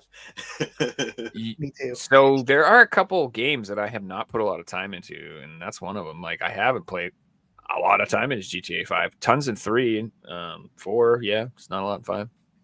And I guess you Same. just didn't die when you played it, right? You just wouldn't have heard that sound much. Exactly. Like, I would never. How would I know? Oh, you have to die to hear that? I've never heard that one before. Now, I'll be honest. On the Sega arcade racing game, I would have heard that. You're gonna lose on Daytona or Sega Rally. It's gonna cost you money to play that. They were definitely gonna steal your money. But man, some just hits about Sega arcade games. The way they did stuff, they have such a vibe. Yep. Yep, for sure. And did you hear like the new? I was gonna say Yakuza, but Like a Dragon, it's actually gonna have Sega Rally 2, or no, Daytona 2, in the actual game, like in the arcades for the first time. It's the Oh, that's first so ever cool. release of Daytona 2. They should do that though, because like that's That a is Yakuza really game. cool. You go into an arcade, find a machine, and it's like a game that you can play for 3-4 hours. That's Yakuza. So awesome. Like, I mean, I remember like back in the Dreamcast days, I was wishing that would come out, and now here it is in an arcade in another game on a console like 4 generations That's later. such a that's definitely a Wikipedia note. Yeah. If you would like the only way to own this game physically is you have to buy Like a Dragon. You have to go into the arcade on level 7 or whatever. Yeah, you got to put 20 hours into the game first, and then you can play it. Like That would be horrible. I was just thinking about picking that game up. It was on sale for like $15, something like that. It's really cheap. Jason, you shared something recently. It was a Chinese English only game. It has sort of like a Yakuza feel to it on the PS4. So there is a Chinese English one. There's a PS5 Chinese exclusive that I recently picked up, and I'm not actually sure if it's got English. To be honest, I don't believe it does in the disc version, but I have that in some pickups if you want to check out some of that stuff. Yeah. I was gonna ask if I know you got some awesome stuff to show. If you wanted to show off some of your pickups. Yeah, man, that sounds good. So okay, let me find that one in particular. I think this is the one you're talking about, but there were only 3 Chinese exclusive PS4 games, and this is the very first China exclusive PS5 game, and that one it's called Underdog Detective. Yeah, that was the one I was thinking of. We only had one. That's the FMV, right? I gotta get this. It's I have to order FMV. this. It's available in the US PlayStation Store, so you can actually download it and play it in English, but the only physical disc release is in China. It doesn't have English on it? I thought it did. I don't think the disc has English. The game is playable in English, but you got to get it in the US part. Well, you can't even patch it. Like, you can get the US download, but this is not. That's not the US download. Okay. Correct. Yeah. So it actually plays. I'm not sure that you really need the. I mean, it's available in English, so I want to download it and play it in English. But I'm not sure you really need the English to play it. It's just kind of entertaining to make choices and see what plays out with it's probably more entertaining when you have no idea what the hell's happening. You're just like, what's exactly. this? All of a sudden the guy's like, oh, it gets all mad and kills somebody. You're like, oh my god. Exactly. And it plays out like there's vignettes. And what's even more entertaining is that it takes place at in the distant past. So it's like a period drama with B actors, and I just love crap like that. It's so weird. But yeah, so this is one I'm pretty happy about just for its sheer weirdness. I need to get that. I need to get that Sherlock Holmes game that came out in Korea with the English. I love, dude. I don't know what it is. I love mystery games. I don't know. As I get older, I'm just like some games. I'm just like, dude, I just want to. I'm the same. I don't know what it is. I'm like the new Agatha Christie game. I'm all excited for it. I'm not gonna lie. Yeah, those games are fun, and I don't know. I also I game a lot with my girlfriend, in the room, you know what I mean? So I love anything that we can kind of co-op, even if it's a one-player game. So I love story games and mystery games and puzzle games and stuff because we can work on it together. Totally. Interactive narrative stuff where puzzle solving kind of, I just love that stuff as well. Anybody in the room, you can just kind of, just make decisions together and see how it plays out. Dude, it's so fun to play the Supermassive games like Until Dawn or any of those games too. And we take turns with the characters, and it's like, you got us killed. I'm sorry. It's so fun, dude. For sure. I love that stuff, man. Yeah, the anxiety of it all. So these are, I guess, because I haven't been on in quite a while, right? This is, I guess, my pickups, some of the greatest hits, right, of the last, I don't know, I'll say month and a half, 2 months. But this one I'm super excited about because it came freaking out of nowhere and I missed it. And I was like, man, am I ever going to get that one? And so this one is Super Perils of Baking. Ooh, that's good. Awesome. Yeah. So it comes in this, I want to say it's almost handmade feeling.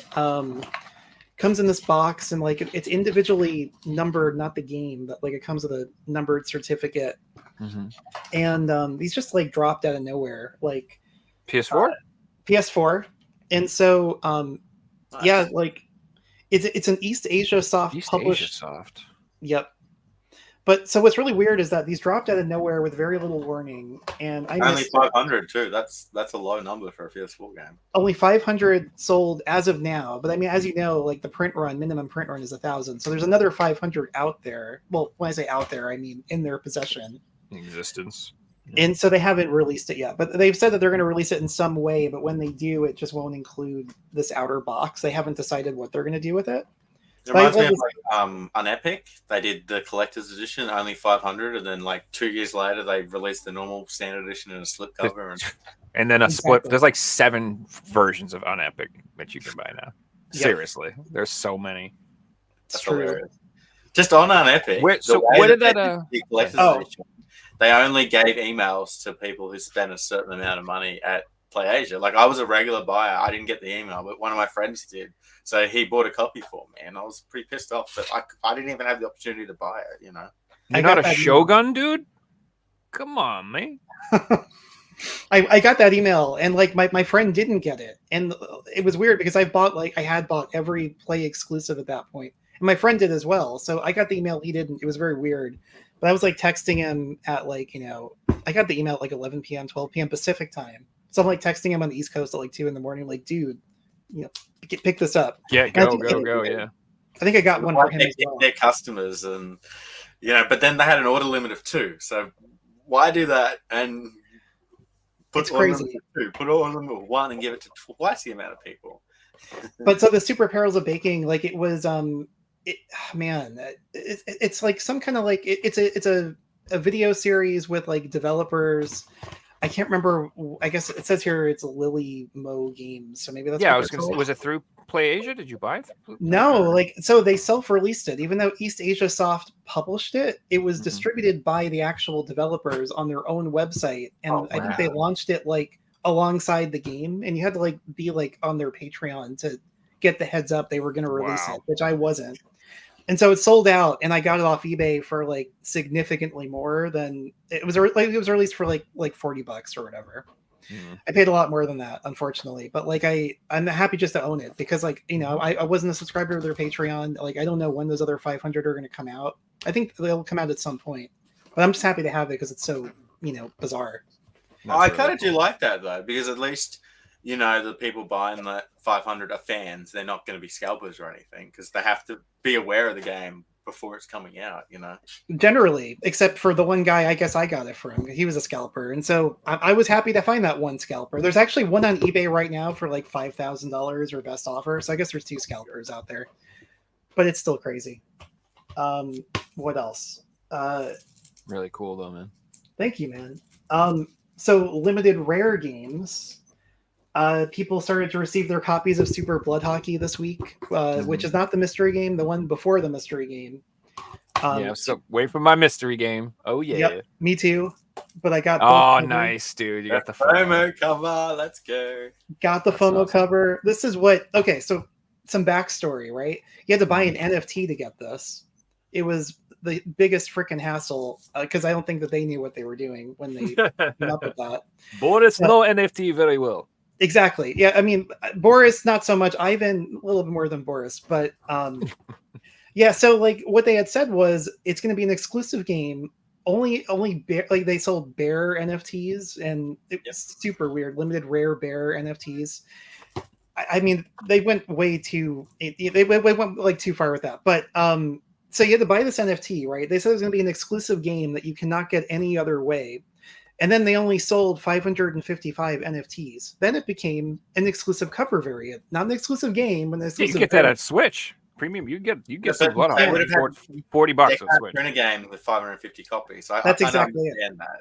Yeah, so I get it, but it was kind of like, wow, really anticlimactic when they said exclusive game, then it's exclusive cover. So the irony, right? You can only print 1,000 minimum 1,000 PS4 games. There are at least 555 of these, so it makes me wonder: is this more limited than this, the regular cover? Yeah. Think about it. Yeah, that's true. So, I mean, that's the irony. I think just as many really exist. Funny. So I'm happy to have it. Like, they did the fake error cover. Originally, they said they wanted to put no title on the cover, but Sony wouldn't let them do it. So instead, they turned it sideways, and Sony let them do it. So there's that. It looks like a I mistake. can just imagine Sony being like, these freaking guys ask us for the dumbest shit. What? Are we And allowed then- to like package it in like like with Jello? They're like, no, stop! What are you trying to do? That sounds like something they would ask for too. And like, so you look at the back, right? This is the quote unquote FOMO cover. Oops, they forgot the artwork, so it's plain white on this one on the back. I kind of like it though. It's different. I appreciate it. And like on the spine, same thing. The FOMO cover is just white. Like, oops, we forgot. It was a mistake. I would argue that for the fact that it was such a big hassle to go through, and all they did was turn it sideways, is a little bit lousy. Go on. I said, I think the most shocking thing about those covers is there's not a speck of blood on them. What the hell? It's a little anticlimactic. Why is there no blood? It's called There's a bloody font. blood but- hockey. Yeah, but I would expect a little violence. Okay. I agree. Well, actually, one fun side note: there is a legit error on both of them, where the description says it's up to 4 players in the description, right? Like, which is right there on the back of the box, and it says 1 to 2 players in the lower left corner. That's pretty awesome. I think that was actually an Well, unintentional. technically, Unless it's online, and then that would make sense. Because if you can you play can online, share a controller. Like you take the left side, and someone else takes the right buttons, and then You you can could. play that way with 4 people. This is true. This is all true. This is how I get Great it. laugh, guys. Worms on PS1 says you can play with 4 people, meaning you can use 1 controller for 4 people. Loophole. I mean, it's true. Yeah, that's true. You can pass it around. That's There you how go. we used to play it, though, because it was a turn-based game. So Need for Speed is the same way. You can just pass the controller around. Everybody takes turn. It's multiplayer. There you go. So the next one, I have a feeling someone has shown this. It might have been Ejo, but late release PSVR title, Desperate. Vlad of Stuck. Yep. Yeah. It's Russian, like Limited Rare Games. It's supposed to be a bullet hell, like a shmup VR game. It looks amazing. I kind of want to Does play look it. really good. Yeah, that does look really cool.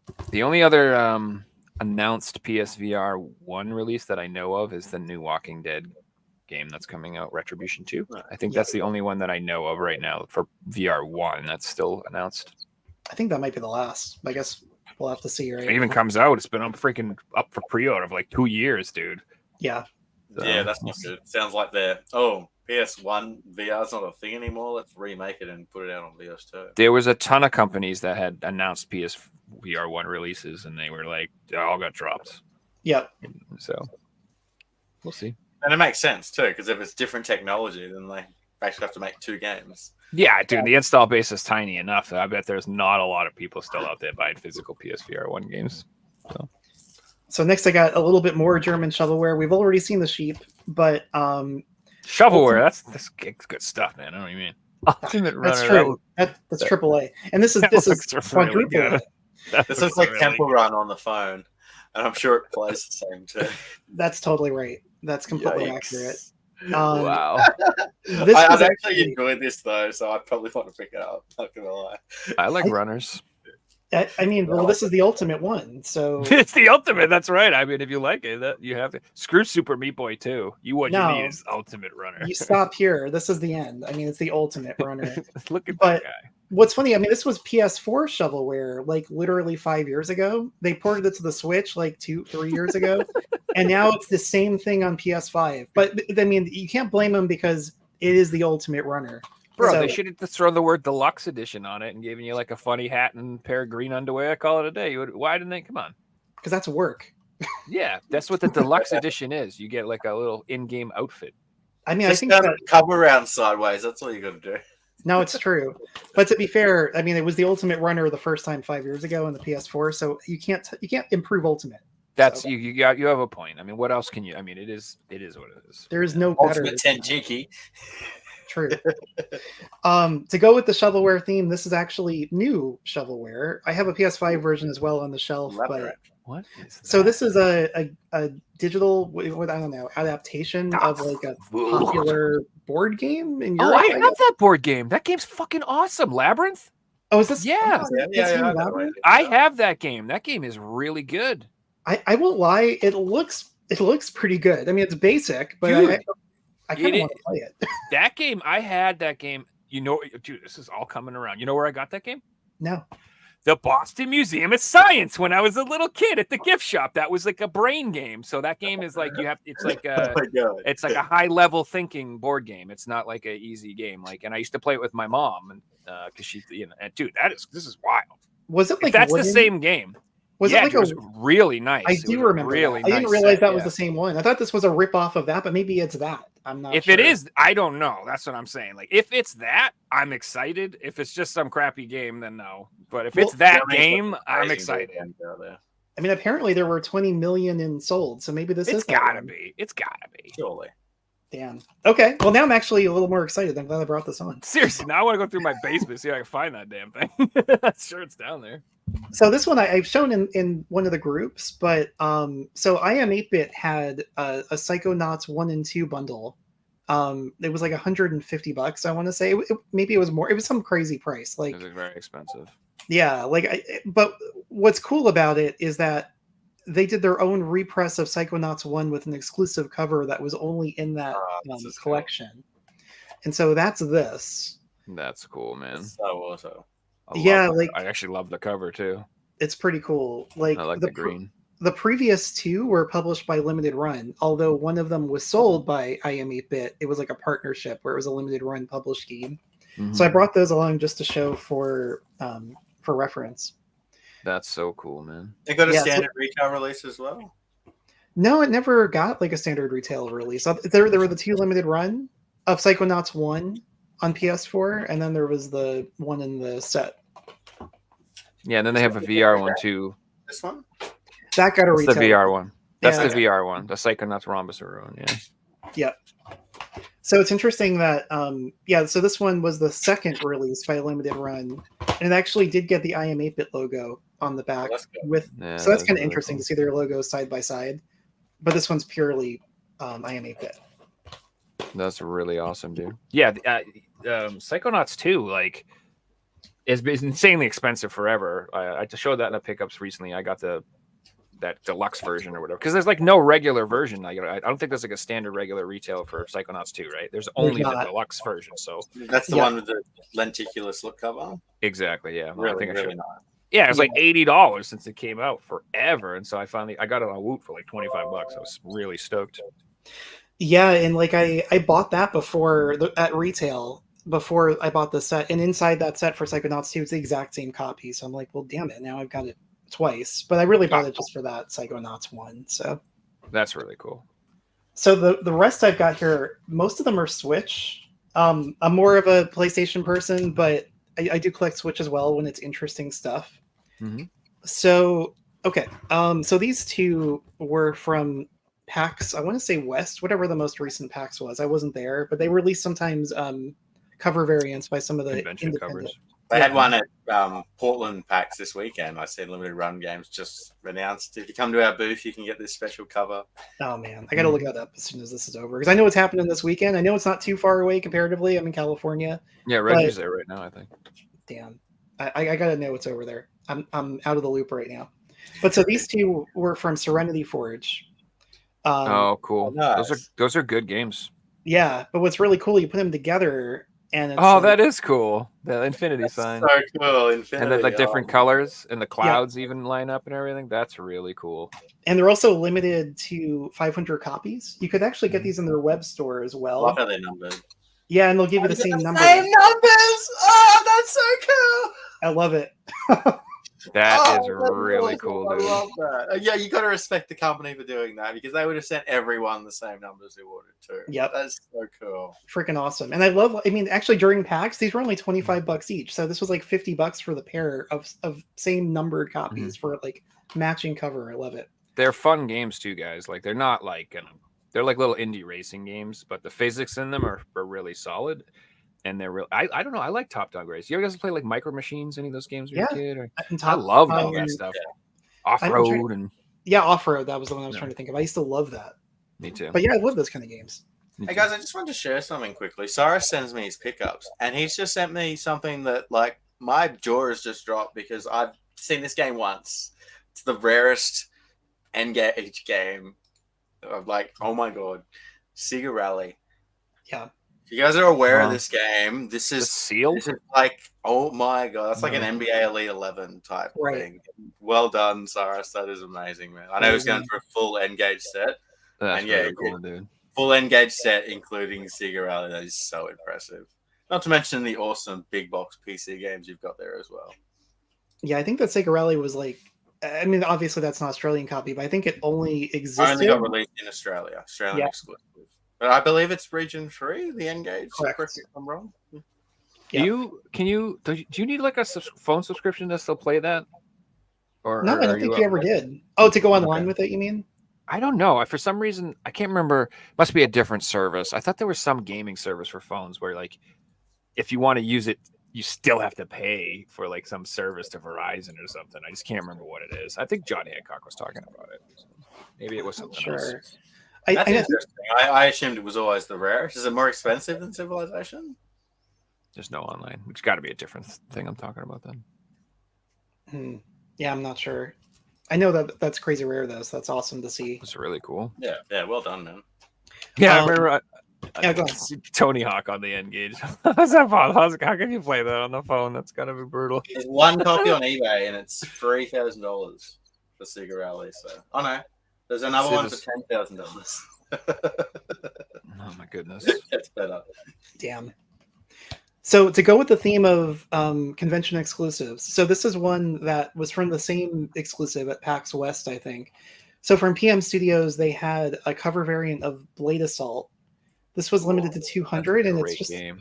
It is a great game. And like, so this is just a cover variant. It's not numbered on the back, but there were 200 of these. They also have them or had them in their online web store. But that's a sick game, dude. That's going to be really collectible down the line. I think so too. I mean, like it sold out pretty quick. The copies at the show and then the remaining copies online. But it gets better because there is another variant of Blade Assault, and this has an interesting story behind it. The Fuse variant. Okay, yeah, I've heard of this. So the only way to get this Fuse variant, so PM Studios has like a social app, which I had never heard of, to be honest, called Fuse. And it's all game themed. It's like a game themed social media kind of app where like you review games, you can talk about games. It was in alpha. I hadn't heard about it. I guess it's exiting the alpha phase now. But what they had done was so there were 200 copies of this Fuse variant as well. They debuted it at PAX West, and if you could level up to level 10.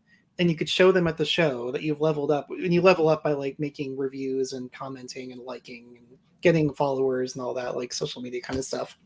They would give you this copy at the show. So they brought 100 copies to the show. If you could prove that you got it, they would hand it to you. And just I remember reading about this. It's amazing. But then they had another 100, right? So the other 100 were for people who were not at the show who leveled up to 10. And what they had said was that they would contact you with a redemption code. So it turns out they'd never reached that threshold of 100. I think they only got to like around 70 or so, they said. And I'm not sure if they cut it off or if you can actually still get this right now. I'm not totally sure. But there were like 70 or so users in the app. I wasn't at the show. So I was one of those users in the app that they sent me the direct message to get this thing. And they sent it to me for free. You got to be in it to win it. For free? That's so badass, dude. And a steelbook. So it's the Fuse one. That's so cool. Yeah. So I paid literally nothing for this. I didn't even pay shipping for it. It was totally free. Deserve it, man. That's awesome. So that's amazing. I mean, I just love weird promo things like that, and that fits the bill. Yeah, one of a kind. Cyrus is asking if you're in my Discord channel because he'd love to see your Switch collection. I am not, but I will check it out. I'll send you a link to join after the show, and you'll have to check it out. Nice. Anyone else who's not in the Discord, the link's below. With big community in there. Everyone shares their pickups. Mm-hmm. People post stuff to sell. People post they wanted to buy, and I know a lot of people who have gotten messages of, "Hey, I got that game you want to buy," and that's so cool to see things like that happen. I've had several people just give me heads up in the Discord on stuff and help me, like just information even. Like That's they hear me awesome. talk about dumb crap on the show, and I don't know what the hell I'm talking about. And they're like, "No, dummy, get this version or whatever." Like, all right. Or after my PSVR video, they're like, "Here's all the stuff you missed." I will check it out for sure. And thank There's you. also a list of full set lists. If you're wanting to collect a full set, you can download the full PS1, PS2, PS3.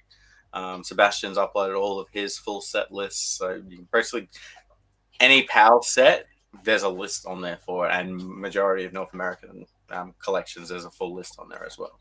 Man, that's awesome. I'll check it Yeah. out for sure. Awesome. That game too, just so you know, that Blade Assault game, guys, it's like a retro action game, like kind of like in a 16-bit Contra type game or whatever. If you are interested in games like that, that game is awesome, and it is on clearance right now in Best Buy. So like, Nice. I am waiting for my limited run copy to show up because I ordered it with something else and it's just stuck in limbo forever. And I got impatient and I ordered the PS4 copy the other day because I want to play that game so damn bad. And I was like, it's on clearance, screw it, I'm getting it on PS4 too, baby.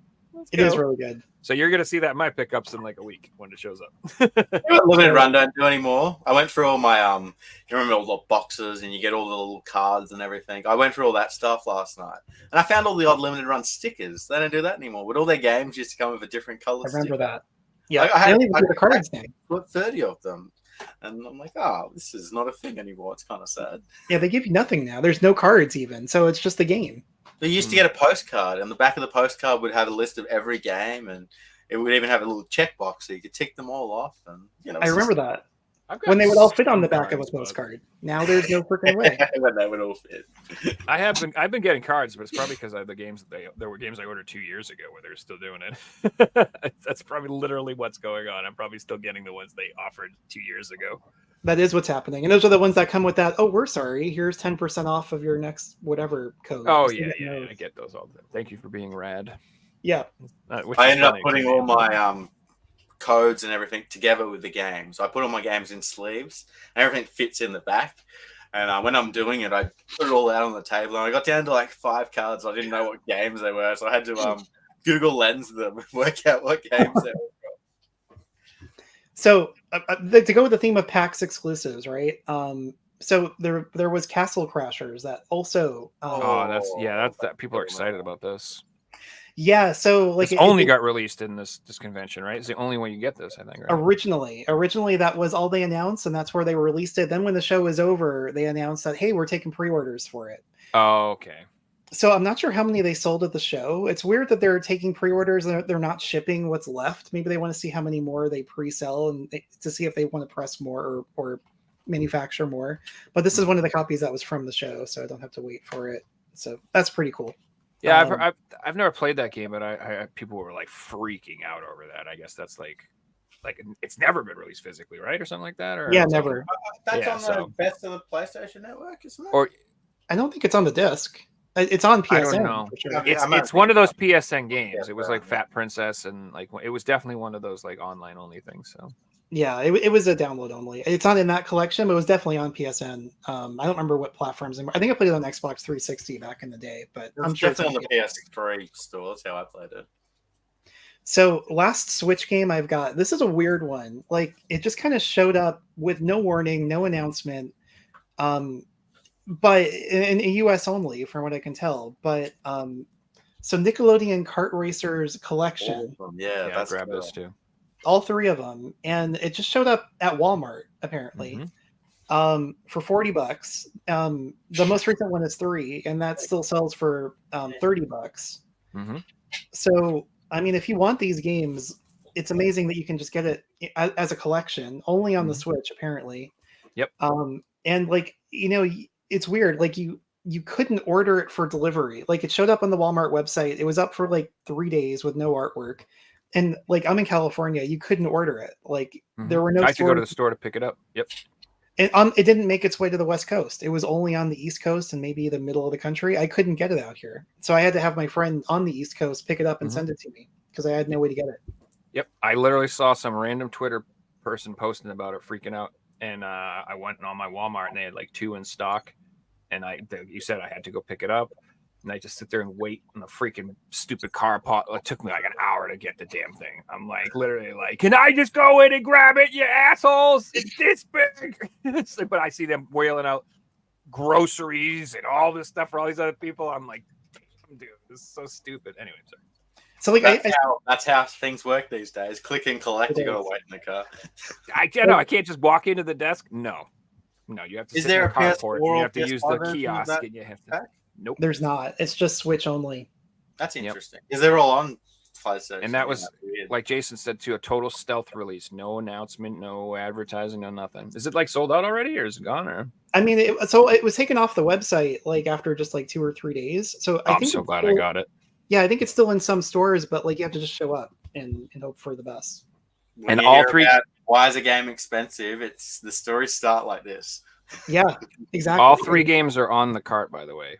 The Correct. only thing that's missing is there's some DLC from 3 that's not on the cart. Correct. Yeah, and So so games are complete on cart except for that DLC, like you just said. Yeah. And those games are dope.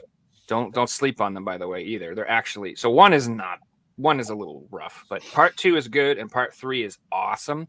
Yeah. Because one of the things I didn't like about 1 or 2 is like they got all these amazing characters, right? But no voice acting. And that pissed me off because I'm like, what is the point of having Ren and Stimpy and all the Rugrats and all the Ninja Turtles, all these people in this game, and there's no voice acting? Like, I want to hear these freaking characters. Yeah. Yeah. So 3, they fixed that. In 3, they have like Invader Zim yelling, and like, oh, it's great, dude. I highly recommend part 3. It's a great game. Nostalgic overload sounds like. I agree. And like I want to say, like calling it a stealth release, it's probably giving it too much credit because I feel like it's an accidental, like maybe it was meant for Black Friday, but they put it out early. I have no idea. Like it just, I feel like it was a weird. mistake. Yeah, that nobody knew about it. Yeah. So the last pickup I've got, and it has nothing to do with anything I've shown. It's probably the weird random thing that I've got to show here today. But so I'm really into the not for resale kiosk kind of stuff for Nintendo platforms. That's just like a weird niche I'm into. But for like Nintendo DS and on, like I don't do N64. They're crazy expensive. That's just not my kind of platform. I don't really collect for that. But the Wii U, there were not many kiosk exclusive things for the Wii U. They did have those multi-game demo I've discs. never seen a Wii U kiosk. Now that I think about it. Exactly. Never seen one. Wow. And My there- friend's got one who we were chatting about this morning, Joe. That's cool. There weren't a ton. I mean, like the Wii U just came and went in general. Yeah. But, Yeah. but so what I've got here, I didn't know this existed until it just showed up on eBay, and I got lucky. It went for a lot, but I think it's worth a lot more than I ended up getting it for, so I don't have any complaints. This is a Pikmin 3 event disc, and it's still factory sealed, which is What? also crazy. So I did some research into this, and what it was for one day, literally one day, Nintendo reps in the US, and there's only like 200 or so or less for the whole country. Like I think less than that, like 150. Like an actual Nintendo rep in each area would have one store selected where they would actually go and like man the booth and actually like this is shortly after E3, after Pikmin 3 debuted there. It would be like a special demo version of the game, and they would like give you some kind of like additional content if you pre-ordered the game that day. I think it was only in GameStops. So like 150 or so discs exist. They were only used for one day at only that 150 or so stores, and it was like specifically to like boost pre-sales and to give you exclusive content, which I'm not sure how that exactly happened. Like they gave you a code in person or something. And, in theory, they were all destroyed. They were returned to Nintendo. But it's like this one, I think it came from a former rep and it never got used. So maybe this rep just was out sick or something. But somehow this came out of their personal stash. And so it's like an unused event disc of which That's only around so cool, dude. That's like awesome. 150. Piece of history too, and I love how you've got the story behind it as well. Yeah, like I found it on a Pikmin fan site. Like they actually talked about the event. And I'm like, damn, that's the disc. So weird. I'm into that weird stuff. But yeah, thought I would share that with you guys. Oh yeah, too. I remember you showed off some crazy carts that you had. All the Pokemon not for resale. Yeah, cards yeah, and everything. No, it's Yeah. awesome stuff, too. It fits nicely with that weird section. Well, I can relate because when I got real deep into the PSVR collection, I reached the point where now I'm after the not for resale variants and stuff like that. That's what I need, and it's just like it's so funny how like that stuff can be the most desirable, and it's so weird and random and so hard to track down. Nobody knows what the hell it is, and then when you show it off, people are like, "I don't even know what it is," and you're like, "That's how cool it is. You don't even know what the fuck this is." So You gotta tell them a story behind it so they appreciate it. I love it. It's like so obscure. Yeah. Like I didn't know, and I'm into this stuff. I didn't know this existed like until years after. So love finding exciting. stuff. Yeah, that's exciting. It's fun. That's the same. I love collecting that stuff for PlayStation. Like when I show people the Gran Turismo HD concept install disc, it doesn't mean anything until you then tell them what it is and how it came about and the story behind it, and then it's like, oh, that is pretty amazing. It is. It's like a piece of history. It's like an alternate reality. There's one piece that I don't own, and I probably won't own it because last time it was on eBay, I bid $500 and didn't win it. So my chances of getting it now is slim to none. But it's a From Software promotional disc that they gave away at a convention in 2009.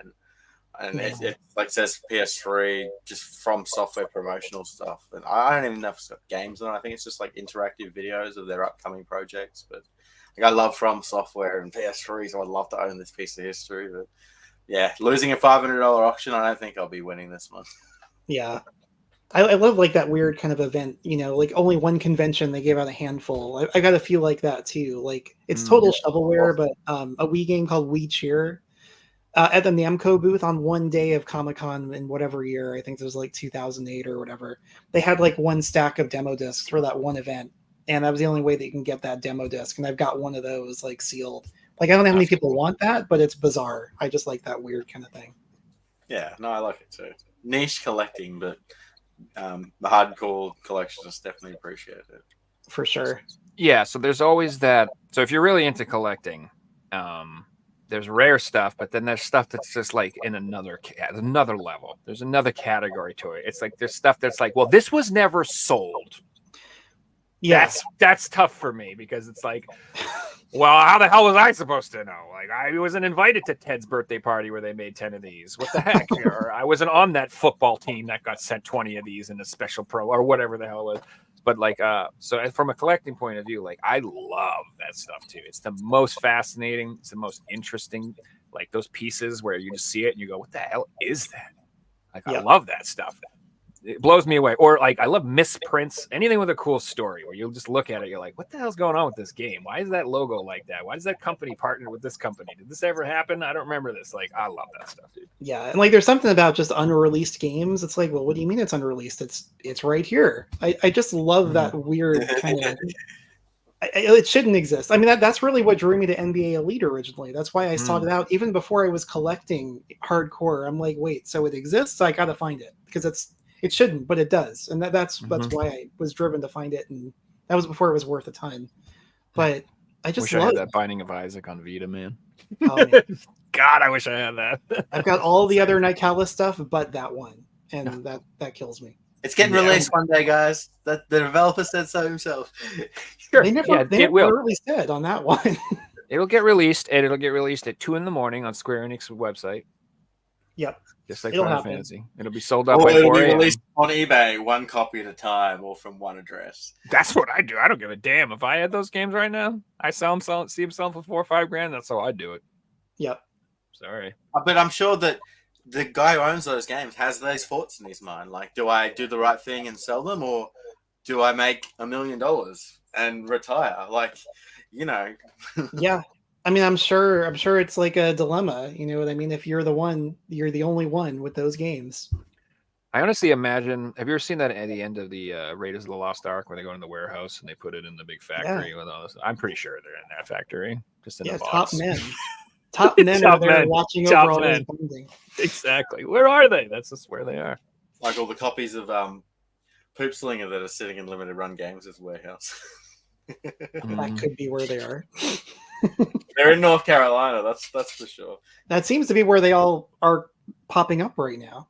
Yeah. They don't pop anywhere else, unless it's from a collector that people are aware of who own a copy.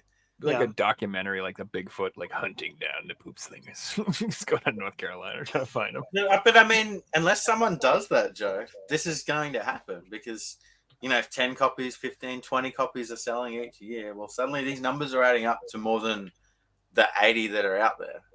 Yeah. It's got to be 1,000 out there. And It's there's 84. 1,000 out there. It's not a $10,000 game. It's not even a $1,000 game. It's a what's the word? It's an enigma. Well, because if you can't get them, then it's unavailable. But if they exist and you can't get them, again, they're still unavailable. But if they pop up one day and those 900 become available, then yeah, it's not worth anything. But it has to come down to someone selling them all at once for cheaper. And that's probably not going to happen at this point.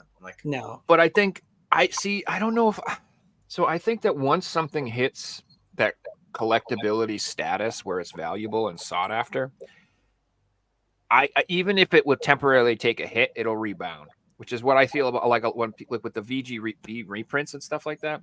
People are like, oh, it's going to kill the value. It's going to kill the value. And I'm like, it will temporarily, but I still think long term, these games that are sought after or collectible will rebound and go back up. Maybe not to the heights you once saw, but like if let's say they released 900 Poop Slingers, you know what I mean, went on eBay all of a sudden, like they might be selling cheaper, but they'll sell out and then they'll still be collectible and still be worth a ton of money. Is what I'm saying. Like people just want them for their collection. They're sought after. I don't know how to describe it. Like once it's reached that at legend status, it's like everybody's got to have it. But like, so I can agree and disagree with that because I can think of two games that happened to one and didn't happen to the other. Class of Heroes 2G, that's now a $100 game. It was $400. But look at the Metal Gear Solid HD collection. That was $150. It got reprinted for $50. Today it's $150 again. But then I would put it down to that has real organic collectability where the average guy on the street probably wants to own the Metal Gear Solid collection, doesn't even know what Class of Heroes 2G is. So maybe not all games. You're right. There's probably I would put Poop Slinger on the side of once these hardcore collectors have got their copy, then the average Joe doesn't care. But I mean, like I think something comparable, somewhat, to Poop Slinger is Revenge of the Bird King on the PS4, right? Yep. So it was only sold at one convention or given out to the friends of the guy who created it, and then pent up demand for it, and then suddenly the other 1,400 or whatever came out, and it's not worth anything now. So it didn't really retain any notoriety. It didn't retain any real value. It's like a $40 maybe game now. Mm-hmm. Yeah. Very normal. Exactly. That's true. I mean, maybe I am wrong. Yeah. But I don't know. How long was it? How long? I don't know. I would argue though that they then released that at retail because they kind of had to for bad PR. Like things went the wrong way, and I'm sure that they're doing it differently for other games. If they did do Poop Slinger, that's why we don't know any information behind it. Because if you release information, the information's out there. You have to do the right thing. You can't just say, "Oh, I have every copy of this game and I'm not selling them." Yeah, no, and to be fair, Poop Slinger had much more of a reputation than Bird King did too. So I think Poop Slinger will always be notorious. So I think that one will still retain a higher value, even if another 900 come out. And it's got I think Figsy hit it pretty hard when he said it has to have that desirability too, or that natural collectability. So perfect, like Castlevania games. That's exactly what I mean. Like the greatest hits PS1 Castlevania games still worth a ton of money because it's just everybody wants the damn game. Silent Hill, same thing. Everybody they're not rare, it's just very sought after and collectible. So that is true. I don't even know, let's say they did release the PS Vita version of Binding of Isaac and they printed a regular release. I don't think it would be that. People wouldn't be lining up to buy it. The old version of Isaac, that's 3 versions too old or whatever.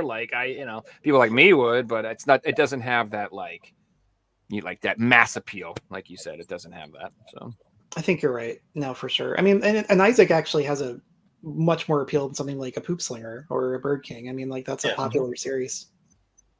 Yeah, I was actually one where I could still see that being, if they did say bring out the Vita copy at $100 retail price, I could still see it being a $200-$300 game afterwards, but not a $2,000-$3,000 game. Yeah, Mm. no, agreed. Where if they did Revenge of the Bird King on the Vita, I guess because of the Vita community being so hardcore, you're not going to see a cheap Vita game. But again, Oh, speaking of cheap Vita games, how cool is it? Did you see the VGP announced they had a bunch of the Play Asia exclusives in stock yeah, again? how good is Yeah. that? Oh, dude, so cool. And I'm like, it's giving me this little half chubby. I'm like, are they gonna do maybe some PS4 Play Asias? Well, can you throw a couple copies of the Coma on there, please? Like, just How good is Play a Asia? couple schmups. I mean, not Play Asia, Video Game Throw- Plus. Throw Retail Sodner price X up of the there, game. please. Oh, please. They're doing the Evercade games, and they're releasing them all cheap as Yeah, well. and like the whole back catalog too, because there's some of those that are pretty hard to track down now, and they have like I don't think they have all of them, but they have quite a few of the ones that I don't have. So. I Yeah, I wanted to do- ask you, because they were European, is it cheaper for you to now buy them through Video Game Plus than originally through Europe? Joe's frozen. Oh, okay. I don't think he was thinking really hard. hard on this one. I think so, though. I think VGP is like the cheapest way to get anything for the Evercade, like either in North America or anywhere. I'm not quite sure, but yeah, it's cheaper than importing it for sure from Europe to the US. And I could be wrong about this. I'm pretty sure that there are cover variants for some of the Evercade games where they have the PEGI and then other ones have none. Maybe Joe would know better than I would because I kind of stopped here and there collecting. I just started getting the ones I want. But I think they did reprint a bunch of those Evercade games, and I'm pretty sure that's where that restock came from on VGP. Nice. Seriously, all I heard was, so Joe, I wanted to ask you. So Joe, back to the question. I know you were buying the Evercade games from Europe. Is it cheaper now for you to buy them direct from Video Game Plus than Yeah. it was originally? That's crazy. Like, Mhm. it's crazy that the company's making it even cheaper. Like for me, same experience with brand new limited run games. I can buy them today Yeah. or wait till they come out and buy them cheaper because they charge me a cheaper shipping price. And Free shipping from they don't have the $80 scratch Canadian, which is protection like 60, warranty or 60 something bucks. 50 here. something, yeah. Yeah, it's nothing. So VGP is they have become like Red Art Games and stuff. I used to always order direct from them, and now I'm kind of like, I don't. Why? I'm like, I'll just wait for VGP to get their copies, and it's cheaper. See, no, I've been doing that too, and now that I hate that I've allowed myself to be suckered into this. Now that Red Art Games is doing exclusive like slip sleeves, and they're calling them deluxe editions, I actually started going back to Red Art Games Direct and paying crazy shipping prices just so I could have one of the 300 cardboard little slip sleeves on the same games I can get from love the VGP. Slippy. Everyone but does they- love a Slippy. But they gave, it's not just us. They gave like artwork stuff with it too. Like where's They give like some of them do. There's like two. There's the deluxe editions, and then there's like exclusive. I don't know what they call it. Like games that are only sold on Red Art Games now. There have been like 3 or 4 of those so far, but then all of the other ones that you can get from VGP, will have versions with slip sleeves. So I got the Jets and Guns 2 deluxe editions directly from them, and they came with these cool little postcards, bros. There's So that like too. this is what I mean. So that's why they're kind of getting me. They're getting me back, the bastards, because these are pretty cool. I do like me some. Oop, I can do it. There we go. Hold on. There it is. They're I pretty like the bonuses, but I mean, for me, that goes into a stack with like where all my limited run cards go. Like, if it's not in the box, I'm like, it's nice, but yeah. The bag extras. You That's have where one that of these. stuff goes. You Yep. guys got They're this. not in boxes, but yeah, there's so many. Oh my So God. many. Yep. This bag is probably worth a fortune because it's all of the pre-order bonuses and extra pieces of artwork and all the. I've told my girlfriend, I'm like, if I die, this bag is worth more than all the rest. Don't throw this away. Don't give it away. I can This see is like so many $5 things in here. vouchers in there and 10% off. There's and- dude, I got like pre-order bonus coins from First Press I've got Games. those. I got all this. There's like I said, this bag is probably worth more than half of my collection because all the crap in it. I love it. Yep, I I've keep all got my like 3 soundtracks codes. into one section too, and like all that stuff lives by itself. Yep, I wanted to ask, did you guys order Gunvein last night? I did. Yep. Hell to the freaking yeah! I got the standard edition and the collector's edition. Yeah, me too. Hell yeah! So first off, Is it I sold love out already? NG Div. Huh? Oh, I'm sure it sold out in like 5 minutes. There's no way that's still for sale. I would be shocked if that was still for Let's have sale. a quick look. It was up for a while. Like I kept checking. Like, oh, it's gotta be gone by now, right? Like, oh, Really? I'm I'm I mean, it might not surprised. be now. It might Razion not be- X. You can Razion still X. buy the limited edition. This regular edition sold out. The Okay. limited edition Yep. is still up, guys. Well, the same thing happened with. So the first time that Razion got released, everything sold out instantly. I remember. And they did a second release. The standard edition sold out insanely fast, and they had the collector's edition up for a little while. So I guess that makes sense. But that game, Gunvein, is amazing. It looks It good. is so good, dude. Like I bought it digitally like day one, just because I was like, I've been waiting for that game to come out. Like I've been hyped for it. It's like one of my most hyped games, and it is. If you like old school cave type shmups, dude, it is so good. It's just nonstop balls to the wall. Like doesn't it just no all killer no filler. Like that guy, whoever made that game, they were just like, this is for people who have hardcore ADHD or hardcore cocaine problems or something. They're just way too hyper. This game is just like, go. Blah. Those the guys whole are time. awesome. I mean, Oh. they're actually it's two brothers. The whole team, I think, is just two brothers. Like there's a coder and there's an artist, and Really? they started like the NG. It comes from like Neo Geo. Like they were doing like homebrew Neo Geo Yeah. games. I think Last Hope was the first. They did Gunlord later and all that. And Mm. those guys are hardcore. I love their work. Like they did like a bunch of Dreamcast homebrews years ago, and now that they found a home on the Switch, they actually have like a wider audience for the first time. I think it's awesome. They're really good. Yeah, and their games are really awesome. Like Gunlord, Yes. Razion, and Gunvein, all fantastic games. Agree. So Gunlord's like Turrican, if you guys like Turrican. Yep. So Gunlord X is like a love letter to that game. Razion X is like a 2D side-scrolling shmup they made. It's kind of like it's R-Type inspired, but I wouldn't say it's like R-Type by any means. It's not. It's way easier, to be honest with you. And then Gunvein is like a vertical shmup, like cave style, like old school Japanese shmup. It's just I think so Gunvein is like all the other ones were developed on Neo Geo and ported to the Switch. I think that Gunvein is the very first one to not really have its roots in the Neo Geo, so they kind of did some nicer stuff on there. Yeah, it's definitely modern. It doesn't look like the other games. Amazing though. It's got a great lock-on mechanic. It's got a bitchin' soundtrack too. Yeah, I see that comment about Krautbuster. That's like the one game that is on Neo Geo, and it's like a level to Metal Slug. Krautbuster. Yeah, like that's the one they did not port. I was just waiting because I don't have a Neo Geo. I didn't buy their $500 homebrew cartridge of it. I want to play it, but like they still haven't ported it. I'm hoping they will do a Switch version of that one day. This is the NG Neo Dev? Geo version's got like 4 digits in the price tag. Being a Neo Geo. Exactly. I mean, it looks amazing though. So it's just like is this I want to ask you about your time when you worked at Sony. We haven't talked about this on the show. Are we talking about me now? Yeah. I'm in. I've never really mentioned it, and I don't talk about it a whole lot. But I'm actually in the games industry, and I'm a producer in the games industry, and I did work for Sony for years. But strangely, very strangely, even though I worked for Sony for like 8 years, 5.5, like maybe 7-ish plus. I worked in games for years and years at Sony. I never worked at PlayStation. Oh wow! And so that's bizarre. Like you would think, how is that even possible? Like what the hell else do they do? Well, I worked at Sony Pictures as a producer in games on their tiny little games team, and that was for 5.5 years, and it was mostly mobile, but a little bit of non-mobile. And I worked at a startup, which is still kind of in stealth mode. They are known to exist, but what they're working on has not been unveiled. But it's a startup within Sony called Sony Immersive Music Studios. I was there for about 1.5 years, and they still haven't announced what they're doing, and I'm no longer there. But it is very interesting, and I hope one day people will find out what that is.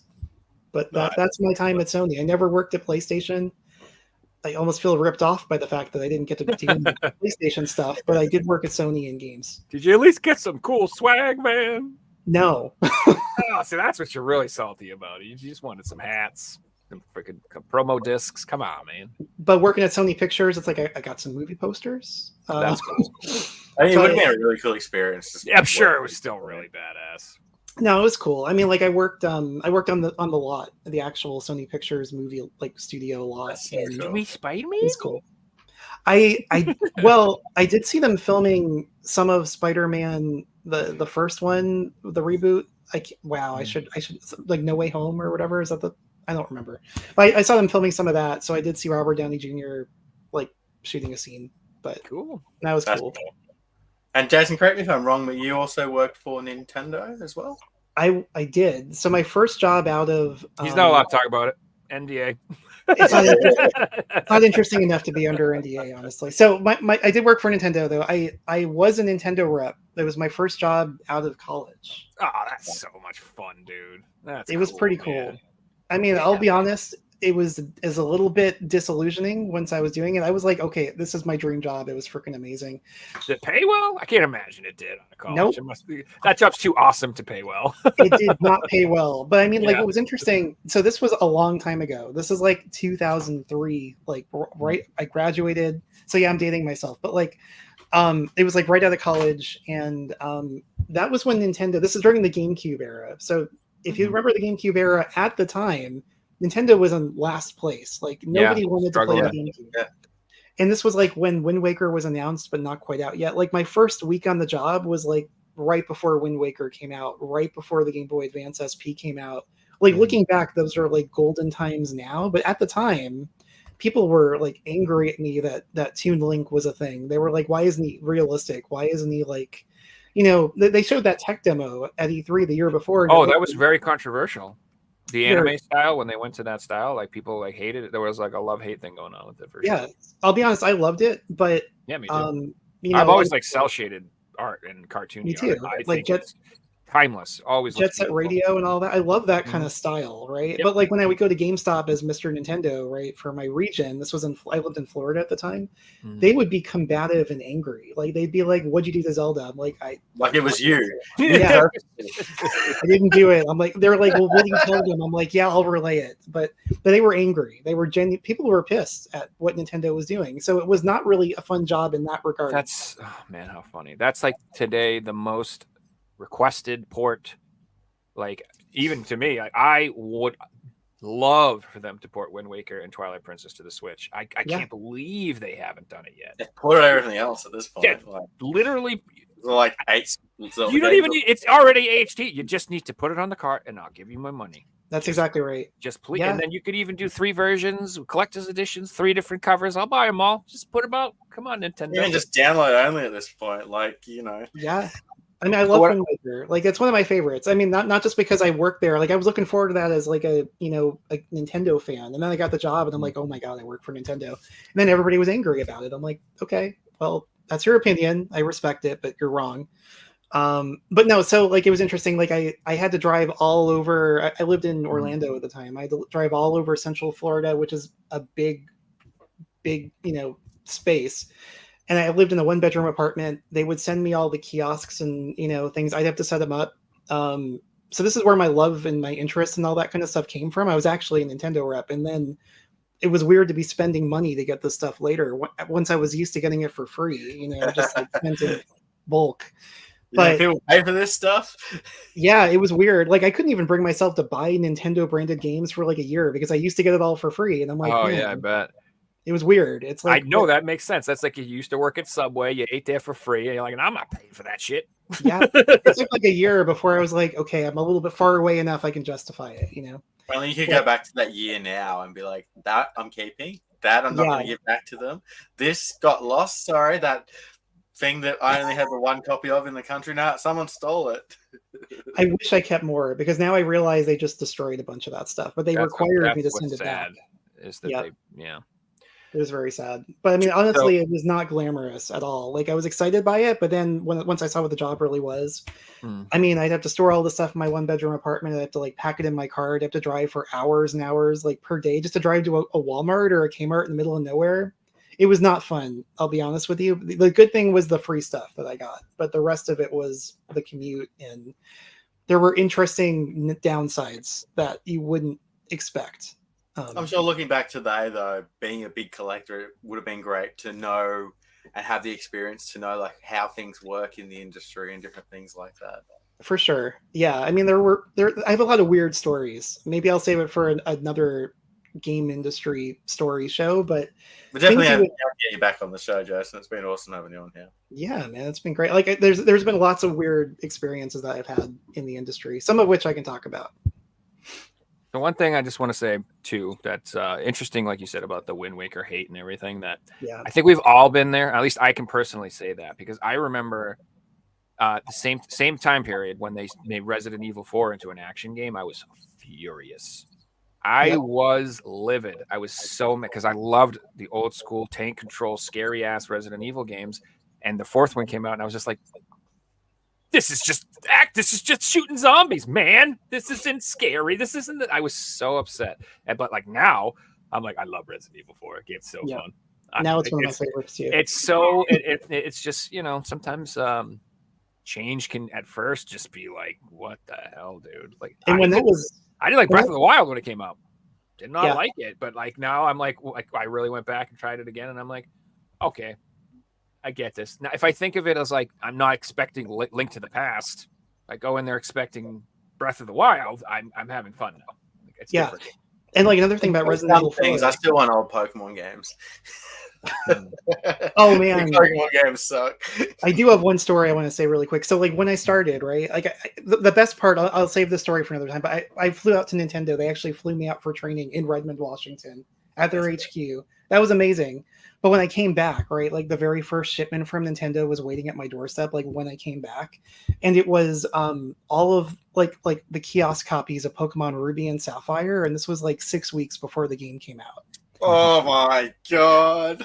I had like 85 copies of like of Ruby and like 50 copies of Sapphire, and I'm like, oh my god! Like if kids knew what was in my apartment right now, like throughout the freaking state. It's a bunch of little toddlers beating the shit. But what was really cool though, I had these games like again like 6 weeks before release, and like when I started the job, and I had an SP also like a month before it came out, and that was really cool. That is cool, man. You obviously would have been playing them because you could, right? Yeah, exactly. And these were the full games. These weren't demo versions. They were actually the full games. And so like I would be like in stores, and like kids would kind of hover around me when they saw I was going to like install like an SP, and I was going to install like the new Pokemon game they haven't played yet. And I would actually, just to blow their minds, I would like hand them the SP and let them play Ruby and Sapphire like a month before they came out. And to hear them say, dude, they must have crapped themselves. Oh my god, they sick, man. I remember these kids saying, "I can't wait to go to school tomorrow to tell my friends." Seriously, dude, you made them king of the freaking playground. Yeah, that was like, the best memory. Yeah, the best memory of that job. I can imagine them like, no, you did not. I swear, I played the new Pokemon. I swear. New Game Boy Advance, it hasn't come out yet. Right? To be able to take out like Ruby, and I would actually hold them up like, which one you want to play, and their eyes would just freaking. And that was quite a leap. When those games came out, those games were sick compared to in my opinion, graphically and gameplay wise. We went from Crystal to Ruby and Sapphire. Yeah, that's a huge jump. That's like when you saw Final Fantasy VII. Like to me, I'm like, wow. Like so. I think that was my favorite part of the job. Like my favorite memory looking back was just the joy that these kids got out of just being able to pull this stuff out, like of like this carry case I would bring into the store. You know, it's awesome. I hate moving forward today. Those kids are collectors. And they're like, do you remember the time that we played Ruby and Sapphire early? Oh, and a couple times, like the moms, right? They would see the excitement on the kids' faces, and then they would try to tie this into something educational, which was difficult. And then they come to the mom would be like, "Hey, well, you have to go to college to work for Nintendo, right?" And she's nodding her head, like, "Just say yes." And I'm like, yeah, that's how I got this job." Yep, I had a master's degree. They looked at my grade 4 results and they went, because you studied hard in grade 4, we're going to give you the job. Right. But then when they kept on talking, I'd be like, "Can we just end the topic there?" The mom would be like, "Oh, what'd you study in school?" I'm like, "Well, I got a film degree and I'm not using it." But yeah, it was awkward. You should say no. You just got to beat every gym trainer by buying the new SP. I should have said that. All you got to do is catch them all, kids. Hey, That's how you get this job. Catch them all, and then you send secret Pokemon. That's why you never got them all. and then they will contact you. Oh, that's funny. Hey guys, we might call this a show, but Jason, it's always good to have you on the show, man. Thanks so much for coming back. that was good. Yeah, thanks guys for having me back. I appreciate it. It was a good time. Yeah, thanks for coming on, dude. That was awesome.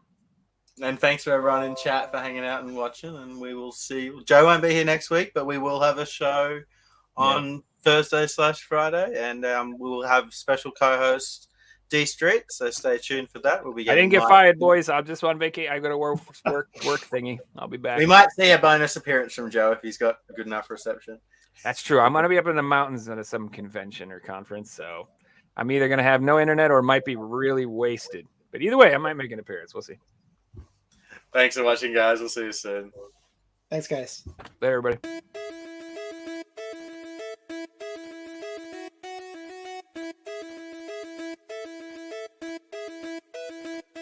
You found the coolest place to be, the PlayStation collecting nerds. Come on, won't you sing with me? Welcome to the show. Gather round the boys and girls, collectors from around the world. Let's show the people what they need to know. Welcome to the show. Gonna talk to guests, only got the best. Gonna put their knowledge to the test. Gonna laugh and eat, gonna live the dream. Gonna show you things you've never seen. Gonna sing the song to the break of dawn. Gonna rock this party all night long. So come on everybody, let me see you dance. Get yourself ready for one more chance. You found the coolest place to be.